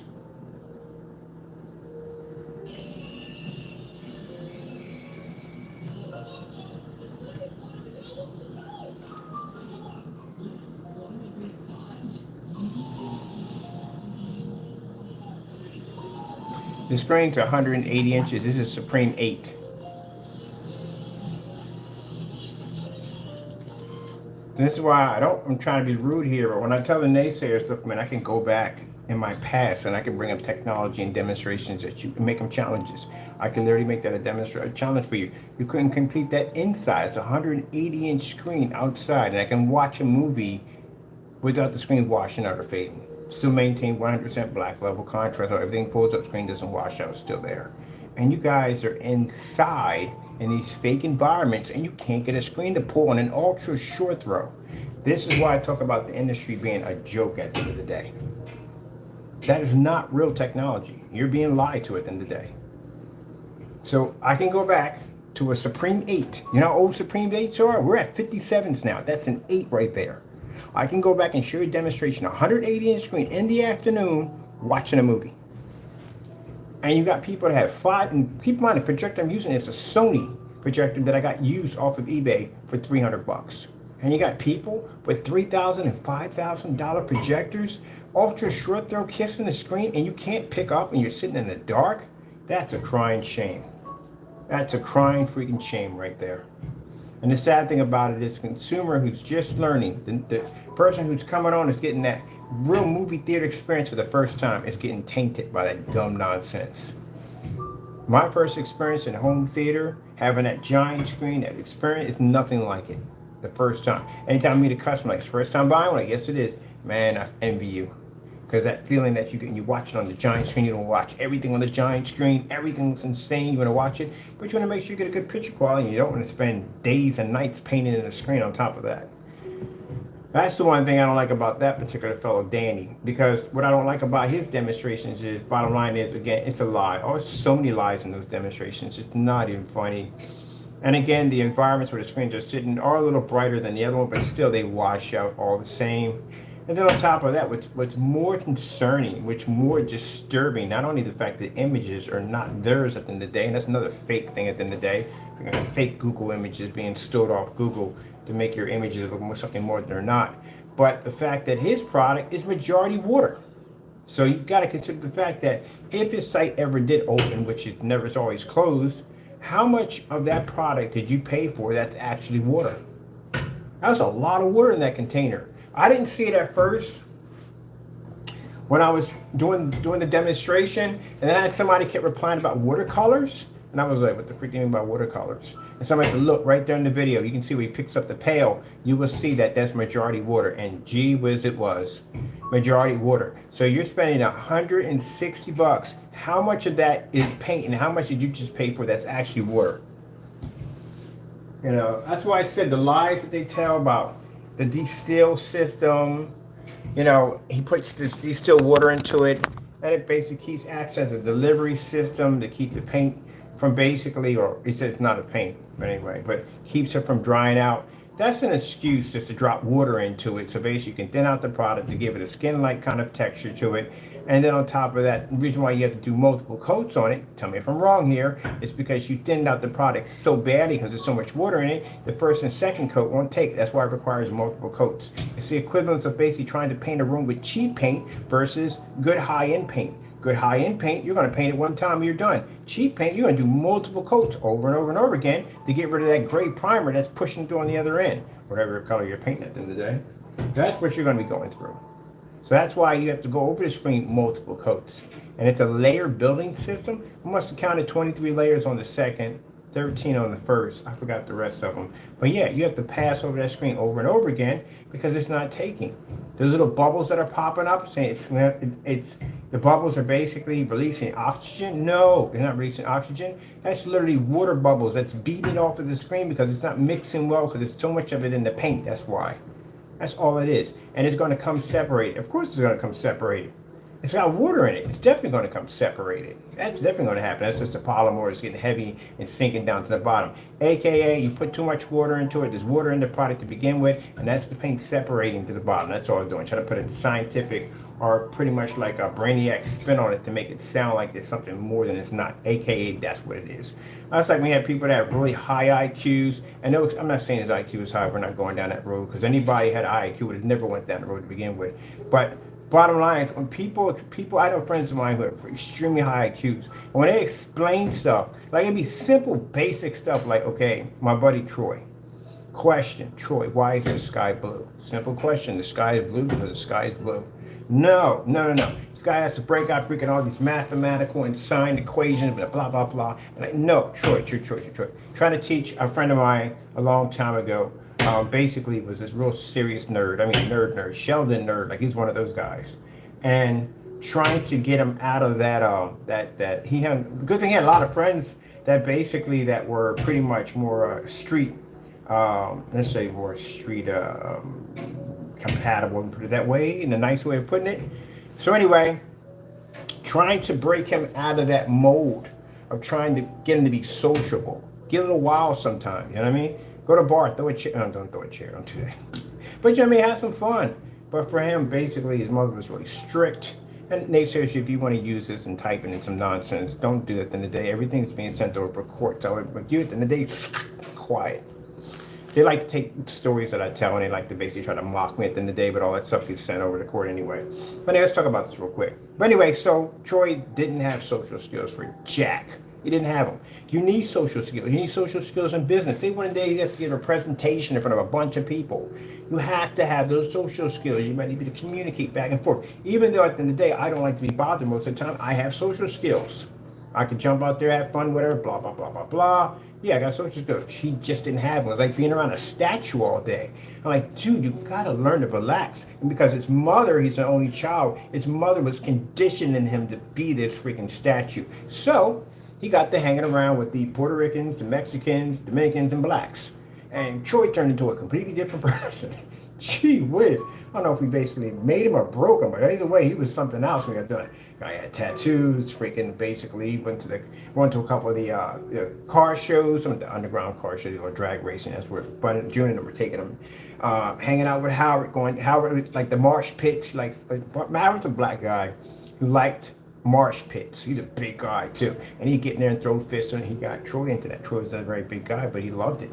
And really gave this guy like a real awesome personality. That allowed him to be able to adapt through life a little better.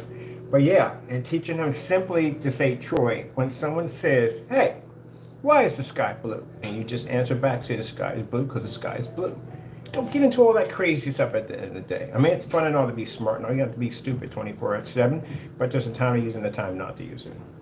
But anyway, same thing here with Partey. All this stuff he's putting in there, that all the bubbles and oxygen and the polymers and all that stuff. So basically just what you're saying at the end of the day, you put water in it, thinned out the product, it gives it that thin light coating. It's not a skin, it's definitely a paint at the end of the day, and you're going to have to paint the screen multiple times just to get it to take because it's too weak and it's going to basically break up and blah, blah, blah. That's pretty much what you're going through. Yeah, it's water paint. So basically when I was looking at the demonstration, when he lifted up the container, I saw the line. I saw the line where the paint had settled. And I'm like, gee whiz, half of that is water. So basically the question is, if he doesn't ever happen to open up his shopping carts, which they stay closed all the time, we know why. He made some excuse why they weren't, but they're closed all the time. You can't call me a liar at the end of the day and think I'm not going to come in and defend myself, because I will. So basically, in the demonstration, I say basis, in other words, I say a lot. In the demonstration, clearly said the paint came and didn't come in certain colors, and it did came in multiple colors, because literally there's a video right over top him saying the same thing he's not saying below him. How? You have to ask yourself. You ever seen the Jackie Chan meme where he just goes, ugh! Like, really? Did you just realize that you had this overtop your video saying the very same things in your voice right below, doing the very same thing that you're claiming you're not doing? And you're gonna say you're getting slandered. No, I told you it's like the theory with the whole Charlie Murphy and the Muddy Cowboy Boots, where basically Rick James walks into Eddie's house and with these muddy cowboy boots, and he basically stomps out his couch with these muddy boots. And then the guy says to him, he says, "Did you do this?" And the guy says, "What does it look like a grown man walking into Eddie's house with some muddy cowboy boots on?" And then split second, like, "Yeah, I did it. I walked to his couch. He could afford another one. He's rich." You literally just did that on camera. Literally just did that. He says it comes in 4 colors. We saw 4 colors. How it comes in, I never said 4 containers. How else would it come in? I've never gone to Home Depot and say, "Hey, give me red, blue, green, and orange. Stick it in all 1 container." No, it comes in different ones are marked differently. You can put the samples on each one of what color it is, right there on the top. So it has to come in 4 containers. And it has to be 4 48s, because the only thing you have when is 48s. You don't have 24s or anything else. You have 48s. So that would be right too. And then you said it didn't have any oils and gel in it, where we pulled up a video basically showing on a cell phone of ingredients that was on his page with his address attached to it. Not address, but website address. Clearly mentioning in one of the ingredients was body gel, which is basically AKA Vaseline. It's still an oil substance right there.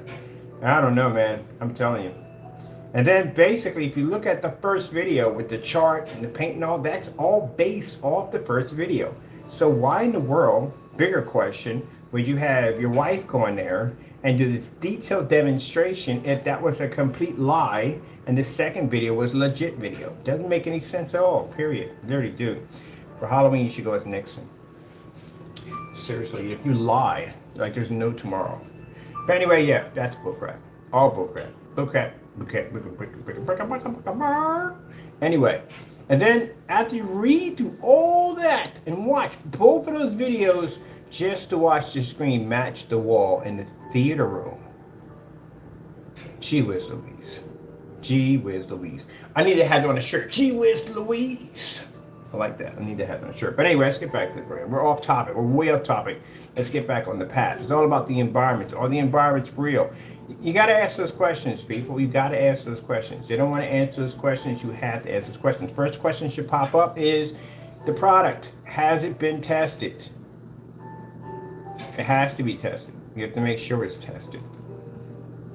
It's very important that it's tested. These are our test demonstrations. It's right directly on our website. Anybody can go there. The demonstration we saw with Jamie with the fake paint, with his paint matching Network Gray 773 on camera, mind you, bare receipts, everything, the whole 9 yards, matching. Walking out of a Home Depot, matching. Why are these demonstrations not on the website? They're not on the website because, again, they don't want them on the website. They only want the videos on our accounts right now. They want them to go drive-by. That's another person that does fake demonstrations. Let me see right here. These are our tests, gentlemen. I know you don't want to see this. Just see that test right there? Those are called black on black tests. We started that. That means basically this is where we test our products against all forms of black fabrics and surfaces and paints and blah, da, da, da, da, da, da. See right here? These are, come with me over there. That's certified test right there. Now, forgot. Another demonstration versus black. This is a black series. So this is a complete one we have in the next room. There's a test for it right here. This is on certified screens also. No, we have it over here. Certified screens also. This is the white level test. I love doing these right here. This is where we take the screen to a white surface and a black surface. It shows a comparison, basically see which one's going to hold better contrast and color and white levels and all that stuff. Yeah, so, oh, there's the black sheet. We get this a couple of times. People ask at the end of the day, if I take a black sheet, can I do the exact same thing? No, you cannot, because right there shows you cannot do that. It will not work too well. See?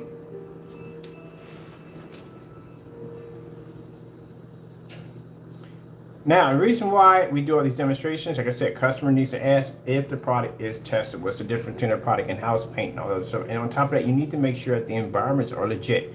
Do you see how much light I have in that environment to do that test demonstration? That is more light than you will see in most demonstrations, if not all, on YouTube.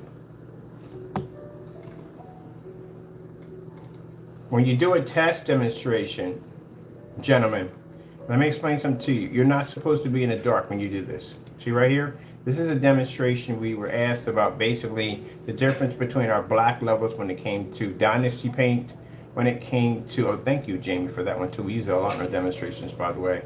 The difference between Black Magic. Also too, right here, we have a strip of fabric, and this is micro mesh.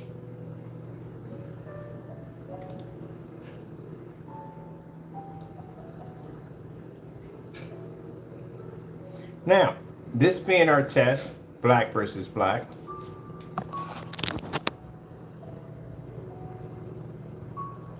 Question. Customer can come at any time and ask us. We can give them tests right from the door. All these tests were done before the product was ever sold. Can you do this? Can you basically give a customer a test showing serious testing of your product versus gray paints at the end of the day before the product was ever launched? Can't do that because the product was never tested. This is why when you look at the Network Gray 773 demonstration, he failed miserably in that demonstration because his product was never tested. If he had tested the product, he would have realized he would have matched that paint. Oh, man.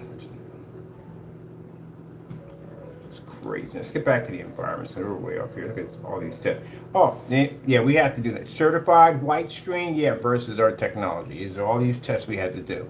So when someone comes up and says, hey, your product came up too dark, and they do this one of those demonstrations, guess what? We can pull any one of these videos up for court for evidence to show that our products have been tested before we launched them to the customer. You see where that's getting at? And if we get in the courtroom, you go, oh, but that's not real. We could do that right in the courtroom live in front of everybody. How big a nail you want in your coffin at the end of the day? That's the question you got to ask yourself. That's just a little message to you naysayers. But if I drag you into court, you know I can do that demonstration right in the courtroom. I do them on live all the time. So the question is, how big of a nail do you want in your coffin? Because I'm definitely going to seal you shut. If I can do that there, I can do that anywhere I want because my product's tested. I have that confidence line. There you go. Or how many nails would you like in your coffin? There's so many options. Now, what we're going to show when we take Mr. Matthew to court, I'm going to pick up your projector, the exact same one you had in your demonstration, and I'm going to display that in court. We already can get you for the policy alone. That's very easy to do, but I like to make sure that I seal that coffin tight. When I buy your exact same model projector, I'm going to stick that in the courtroom. I'm going to show that next to a projector that's a much lower quality than that one and show that the lower quality projector will pick up the white levels and everything with no problem, where that other projector won't maintain anything. It'll come up dark and unwatchable. Do we need to do that? No, not really, but you know how I am. I told you when I go to court, I like to make sure that I don't leave anything open for any kind of questioning at all whatsoever. All right, now another demonstration outside, more demonstration down 250 inch. We're going to be extending this too. I got to extend this for the gunmetal test we're going to be doing next. Right there. We're doing that next for gunmetal. It's a fusion, ain't it? It is a fusion. That's a fusion. Oh, by the way, quick question. Jamie, when you do demonstrations, you open up the door, your screen physically has to be in the door. Because what happens is when people do those door demonstrations and they open up the door, the screen is nowhere near. Like say they'll have something like this. See that screen way over there? They'll open up the door and they go, look, door is open. You can write. That's not making contact with the door at all, period. Now that light right there and that right there would make contact with my screen. But that light, wait, the screen back there? No. You gotta stop doing those demonstrations. Opening up the door and going, look, the door is open. The screen's not even sitting in the middle of the door. That's the wallpaper surface right there. Let me get my light in there too, because the hard work to put that light in there. Now the lights we have in here are brighter because these lights right here, even though I can put LED bulbs in them, no, they're not these. These are actually high fluorescent LED lights in here, which I freaking love. But this is how your screen is supposed to be operating. And what some people do, they will count the windows in the back. We don't count the windows in the back because the windows in the back are not making contact with the screen. They're hitting the back of the screen. We only count the lights here and here.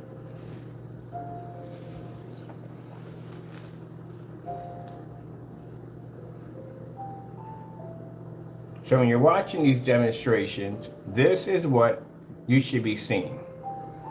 If someone's claiming to have ambient light projection technology, this is what you should be seeing. See how the color doesn't wash out? The color's nice and bright. And that's on another $200 projector.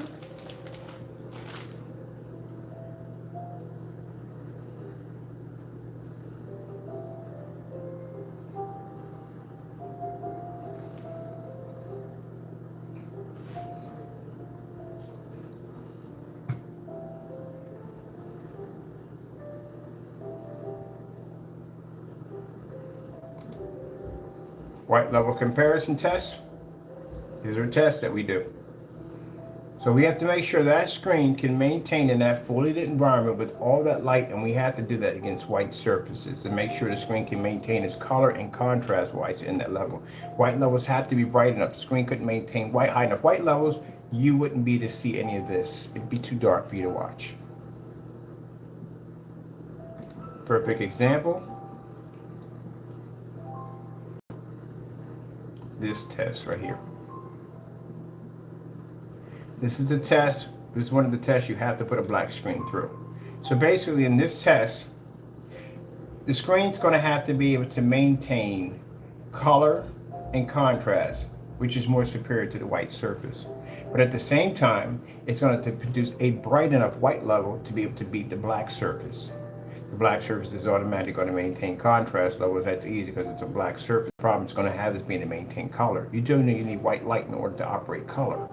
That's why I tell people at the end of the day, when you develop black technology, you have to be able to maintain a white level high enough to be decent enough to be able to pull a perfect color balance. Which means when you're doing contrast, you got to show a black level. When you're showing white levels, you have to show a high enough white level. If the white level is too high, then basically that's going to conflict with the contrast levels, and that's going to cause contrast levels to drop. Now, if you're doing color, the balance has to be both. Because in order for you to show a bright red, you need white levels, but you also need contrast at the same time. This is where the scales get a little iffy in there. So this is one of the tests you have to do. It's not enough to basically take a product and put a black screen up there and go, oh, we can do the same thing. No, you have to do the test. This is why the fellow who called himself at www, whatever, taking our domain name, like I said, I'll be seeing you in court soon. We already figured out exactly where you live at. We'll be in touch. I told you I had to hire a prior investigator for some people to track down their whereabouts so we can bring them into court. He will not be getting any cease and desist order. We're going to take in and slam him with a lawsuit right from the door. But anyway, just to address you on this also too, you have to do these tests right here because anyone can take black paint and do the exact same thing. I could do it myself with black paint. That's why we do all these tests to begin with. You have to show that balance level. And you're going to have to do this against certified. You got to do this on 1,000 lumens on certified. You'll be doing that demonstration on every single projector over and over again and again and again. Color, contrast, white levels, whole 9 yards. Now you've seen the demonstration where our screen can maintain a decent white level versus the white surface. But the black surface is having a very hard time picking up because it can't receive and understand white light.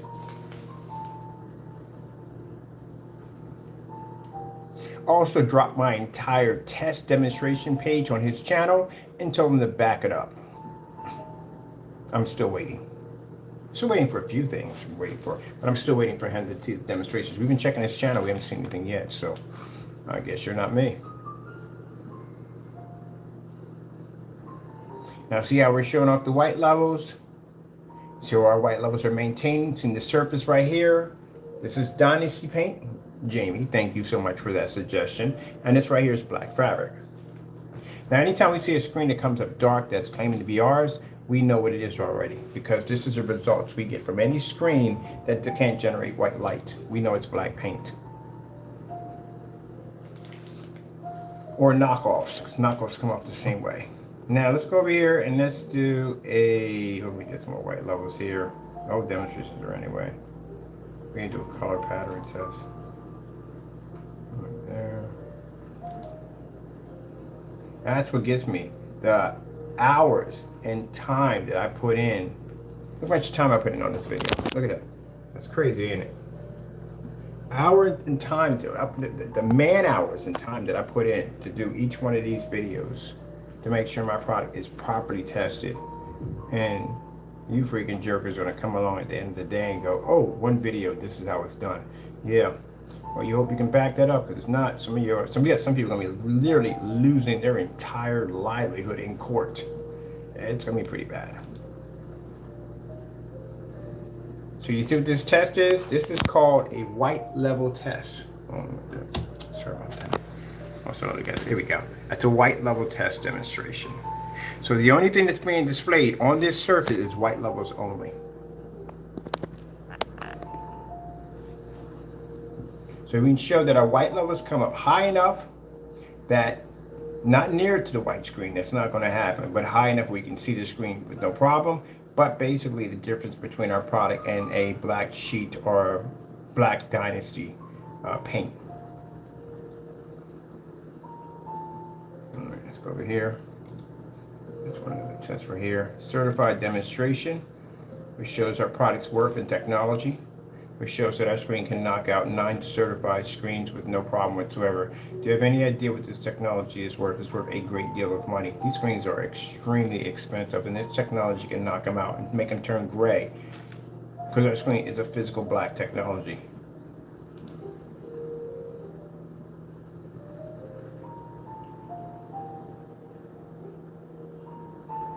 It's another test that took about an hour to complete. So this is why I go to the forum sites. This is what we do when we go over there. And we have people have these high-end screens and these big boy monster projectors over there. And we go, hey, look, my product can basically outperform that screen you got over there. And like, nah, you can't do that. And we show them this demonstration. Or we do one live right there in front of them. Now you see why certified companies don't want to touch us with a 10-foot pole.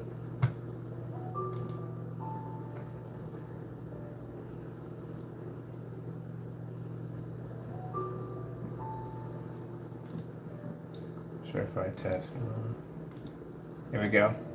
Black versus black test. Multiple tests we doing here. This shows our technology's ability to be able to overpower, to show the difference between our product and black paints and black fabrics and so forth. That bottom line is that there's a difference between our product and any other black surface. This is what gray screens should be doing. Gray versus gray.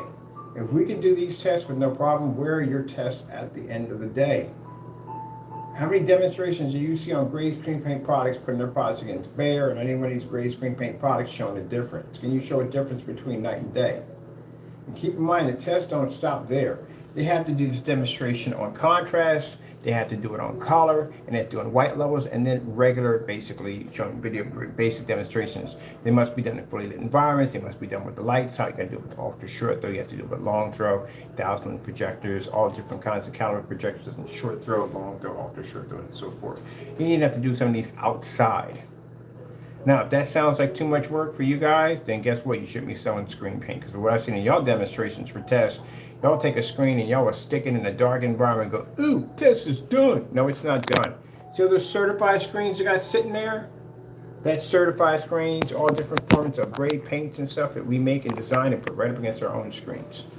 We even have black screen paints that we made and put against our own screens. Matter of fact, on camera, I made 4 different black screen paints and put it against my own product live.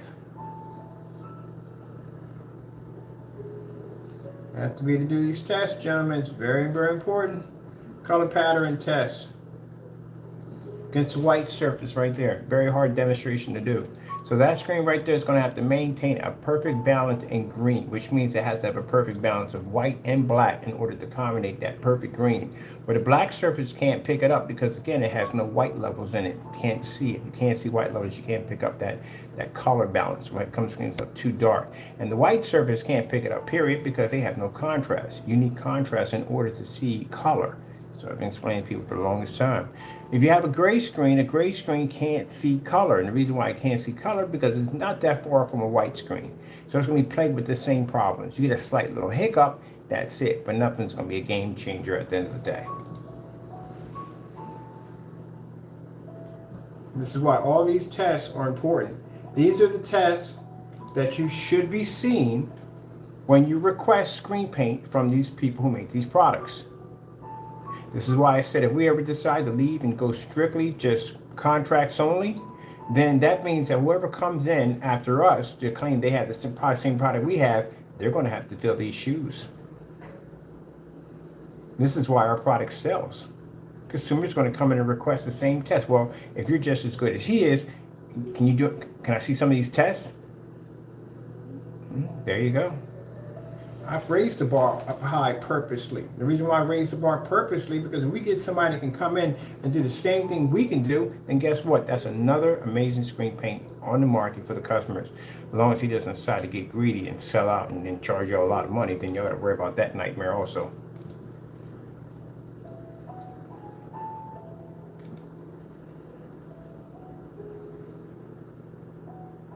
Was that a swap out?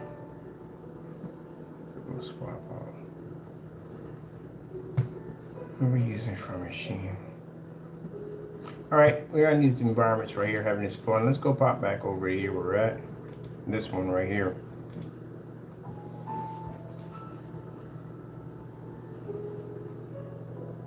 Lights out, of course.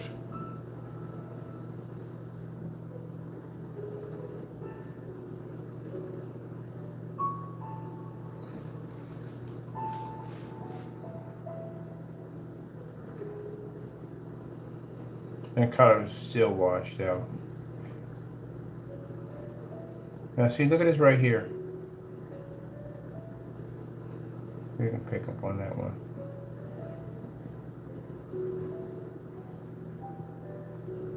The color wash out. That's definitely what a white screen's going to pick up. No hands down, it's going to pick up. That's not black, that's gray. It's much better than this mess.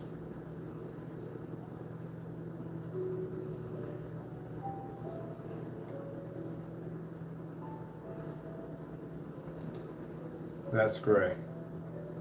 That's supposed to be jet black. This is supposed to be jet black. That's completely washed out.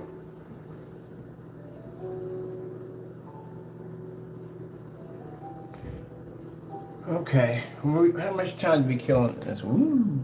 Yeah, put some time in there. A nice setup in here, but like I said, that's not coming in black. No, it's just working on something over there.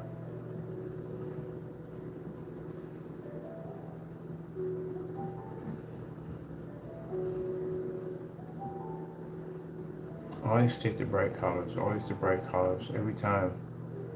Always the bright colors. All right, people. Well, I'm gonna get something to eat.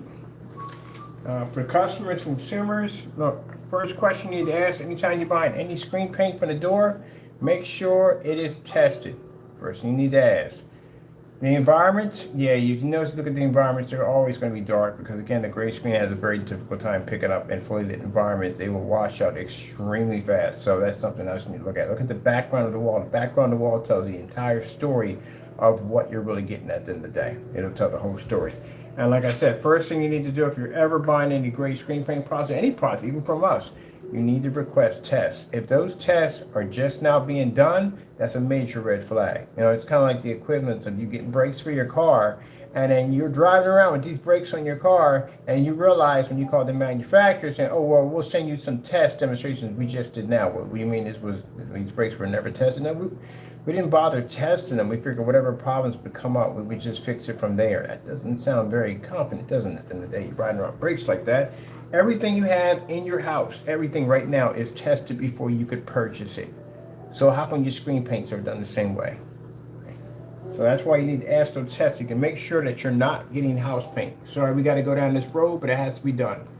The reason why we request have customers do this, and this is very important to do this, is because of this. It's a perfect example why you have to request these tests. You do not want to end up in a situation where you're going to end up buying a product and find out it's nothing more than house paint. You just spent money for overpriced house paint. And a lot of his customers of this individual have purchased house paint at the end of the day. They got robbed. This is why we do these demonstrations on black versus black and all these tests to show at the end of the day before the product is sold to the customer that it's tested and it's not going to match. These are knockoff projectors that I purchased. This is the WeMax. This is one when they first came out. It's from a customer. They don't pick up. I would never sit and say, well, why would I? That's not the worst of the worst. This would be the worst of the worst.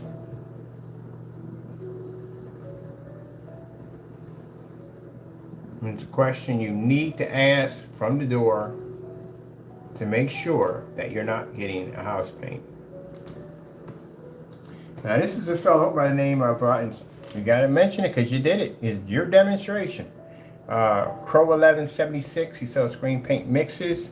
And this is a demonstration he did on YouTube of his product versus Network Gray 773, which is a house paint that you can pick up at Sherman-Williams for very cheap.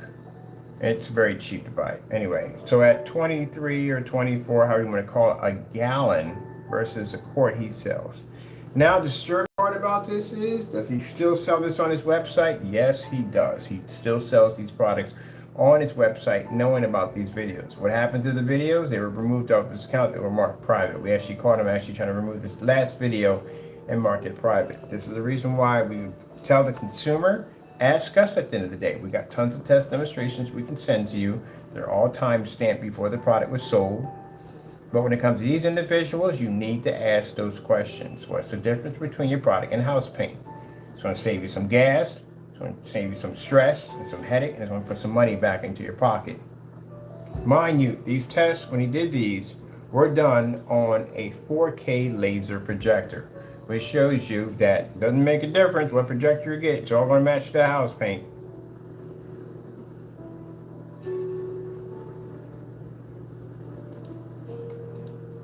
Now for him, this is interesting. Wait till you hear about this. This is going to be hilarious. It's going to give you a bit of a hoot in your day. We asked him to contact us about the copyrights, whether or not he can get a lawyer to sue us because if our copyrights weren't real. We didn't receive anything at all, of course.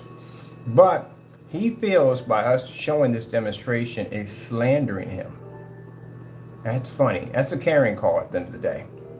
First, before I go, let me explain something to you. You made the video. Nobody put a gun to your head. No one forced you or none of that nonsense. You made the video willingly. And you made the video. Your product ended up matching the house paint and you got rid of the video. You can't sue somebody at the end of the day for something you willingly done to yourself. And if they happen to have the video, then they have a right to broadcast the video. And the video should be broadcasted because in this video shows you matching house paint. So to the consumer, anybody who bought that Cinemax literally could have went out and did it with bare service train and saved money. And this is why we advise the customer, this is a perfect example why we advise the customer to watch the demonstrations because the environments are fake that they're doing these demonstrations in. But most of all, ask for them to do a demonstration versus house paint. If they're just now doing those tests like he's doing right now, that means he never tested the product.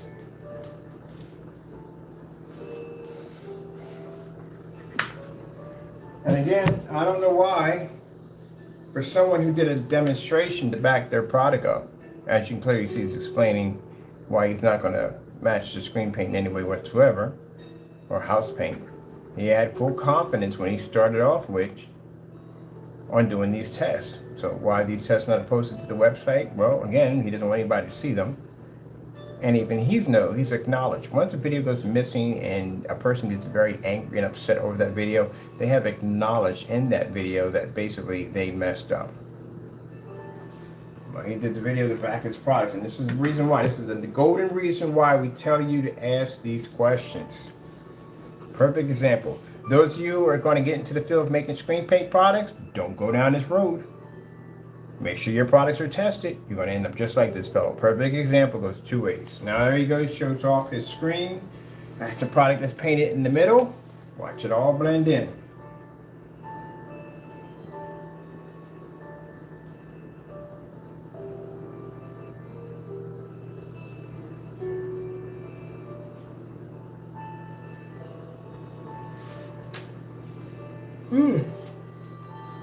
Let me just cover everything that's really filming.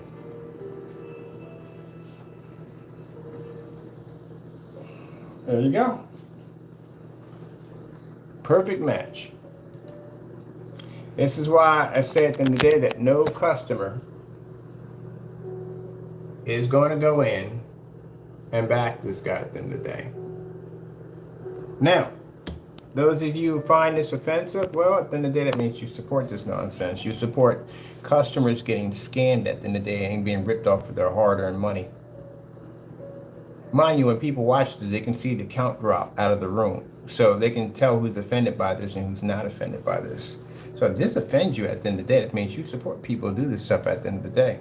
Who rip off customers at the end of the day who work hard for their money to get their first experience in home theater to be cheated at based on something they could have done themselves.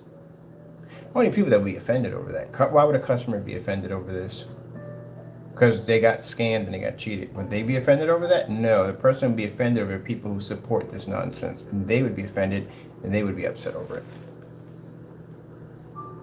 I'm not in here to have crowded rooms. I'm not in here to have tons of like. I'm not in here for that. I'm here to show product that works at the end of the day. I'm here to expose those who don't do their job correctly.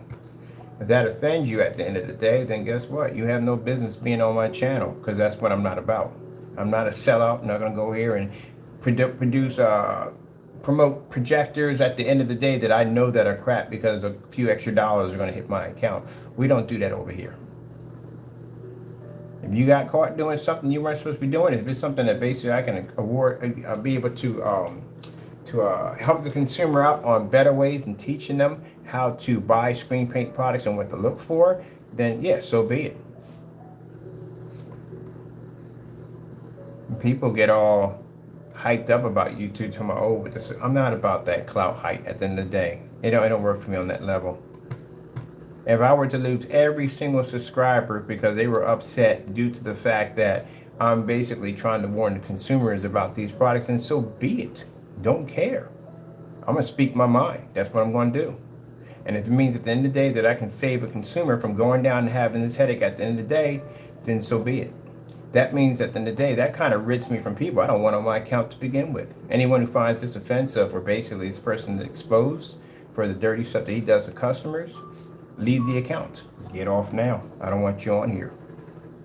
I ain't about the subscribers at the end of the day. I like true blue people at the end of the day that basically want good product at the end of the day, and I'm not going to go in here and be a fake or phony to anybody. And if this offends you, for me to be able to expose this fellow and have him on this list doing what he's doing, he's stealing from his customers, if that bothers you, then you need to go kick some rocks and get off my account.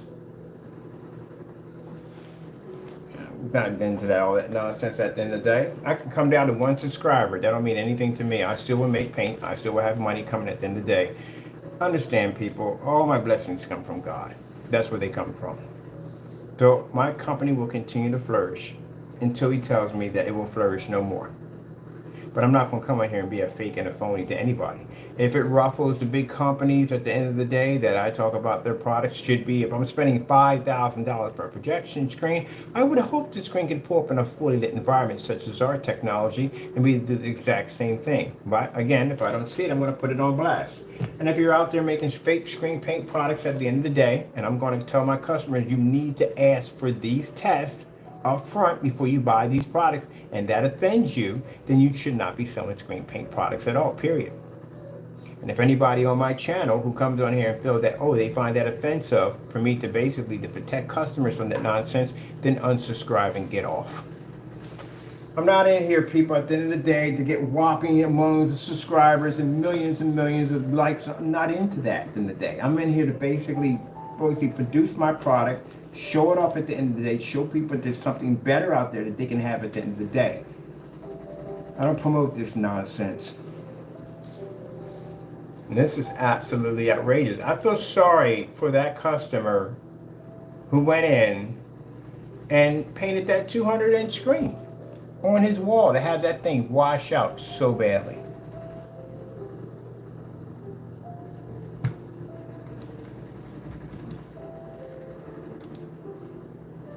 It's a nice little setup he had in there. Very nice setup he had in there.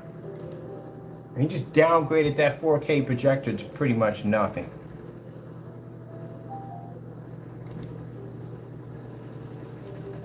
That would be us.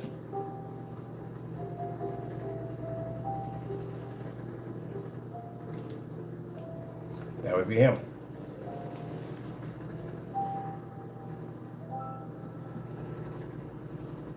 Now we know we got true blue customers that come in here. We do. We got the true blue customers that come in here. But we do get the naysayers that come in here. Those are the ones that get all hurt at the end of the day and get upset. What's not true? What's worse at the end of the day? Defending someone that robs from people or defending someone that just robbed you? Which one is worse? Which one is the lesser two evils? Because I do know for a fact that you do have that screen paint product on the wall, and I do know for a fact that you sit in the dark 24/7 and that screen washes out just like I said it does. So which is worse? It's worse if you bought the Cinemax. Are you backing someone with the... Put it away. If you bought the Cinemax from this individual and you call yourself backing him, you just watched him in a demonstration match a house paint. I'm pretty sure that most of you, if not all, have gone out and done that test yourself and realized that, gee whiz, this is jacked up. I could have literally did the same thing with just basic house paint. So, which one is it? Is you're backing him, or you're backing him because he cheated you, or are you backing him because you find out he's a fake? Which one? So either way, at the end of the day, even if you are backing him, you have to understand, you got paint on your wall that literally anybody can do. That's gotta hurt. No one likes to be cheated at the end of the day. No one likes to be robbed at the end of the day. And it's right there in the evidence. Now watch this right. I'm gonna show you something really quick. This is why the videos don't exist. See right there? Caught him in a live stream, wiping out a video. So, in the end of the day, those who support him, you support someone who's ripped off a bunch of customers on a product that does this fake environments, high-powered projectors to make the screen look like it's something that it's not. And then turn around and sell the exact same product that he got busted in on his website as if it never even happened. You know what that says at the end of the day about those who follow him? You're not that smart at the end of the day, literally. It's like watching people follow sheep. You know, sheep will follow anything. They'll follow anybody right off the... If somebody jumps off a cliff, sheep will follow. If a cliff, sheep will follow anywhere that shepherd goes.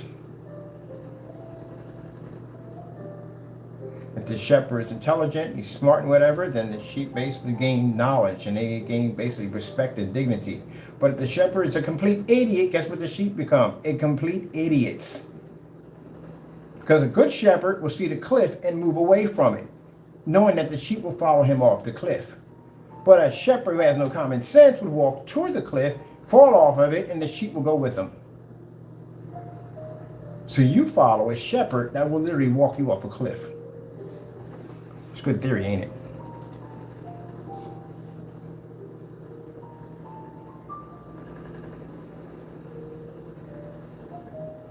I wouldn't believe. I had somebody come into a forum site and they were come out, yeah, his product is the best. It's #1. Yeah, Sherman Williams, right? And then just left out of the room. Of course, his product is actually Sherman Williams. Look at that. There you go. That's the video we try to remove off the account. Now, I don't like to say, when I say at the end of the day, when I tell people that you need to ask these questions, you need to ask for these tests. You need to ask for these tests up front. Get that information. This is something they don't want to hear. They don't want to hear you say this out of their mouth. It's one of the things they don't want to hear. This is how you shut them down real quick. If someone's out there scamming on screen paints, ask that question. Ask for those tests. If he can't give you those tests and he can't show you videos that were done before the product was sold, then there's a problem there. That means the product was never tested. And if he refuses you and he ignores you, that means you just dodged a major bullet. And if he sits there and says, well, screen paints don't have to be tested. Oh, yes, the heck they do. Are you kidding me? This product is tested. I can go outside and I can display my screen outside because it's a tested product. It should be tested. Everything else in your house you pay for is tested. Why come screen paints don't have to be tested? Okay, well, with that being said, there's something there for the consumers. People that are buying for the first time. These are questions you should be asking. People call us up, excuse me. Our test demonstrations are displayed on our website. They can go there and get demonstration tests. You can go to the Crystal Witch. We've got tests over there. Anywhere you want, we got test demonstrations uploaded. But usually what we ask on our end, basically on our end, if they're compatible with our technology. So 2 things I'll ask you is how big is your screen you're going to paint in? We need to know how much paint we can sell you, and what is your projector. All right, well, with that being said, I got to go. Thank you for your time, and God bless.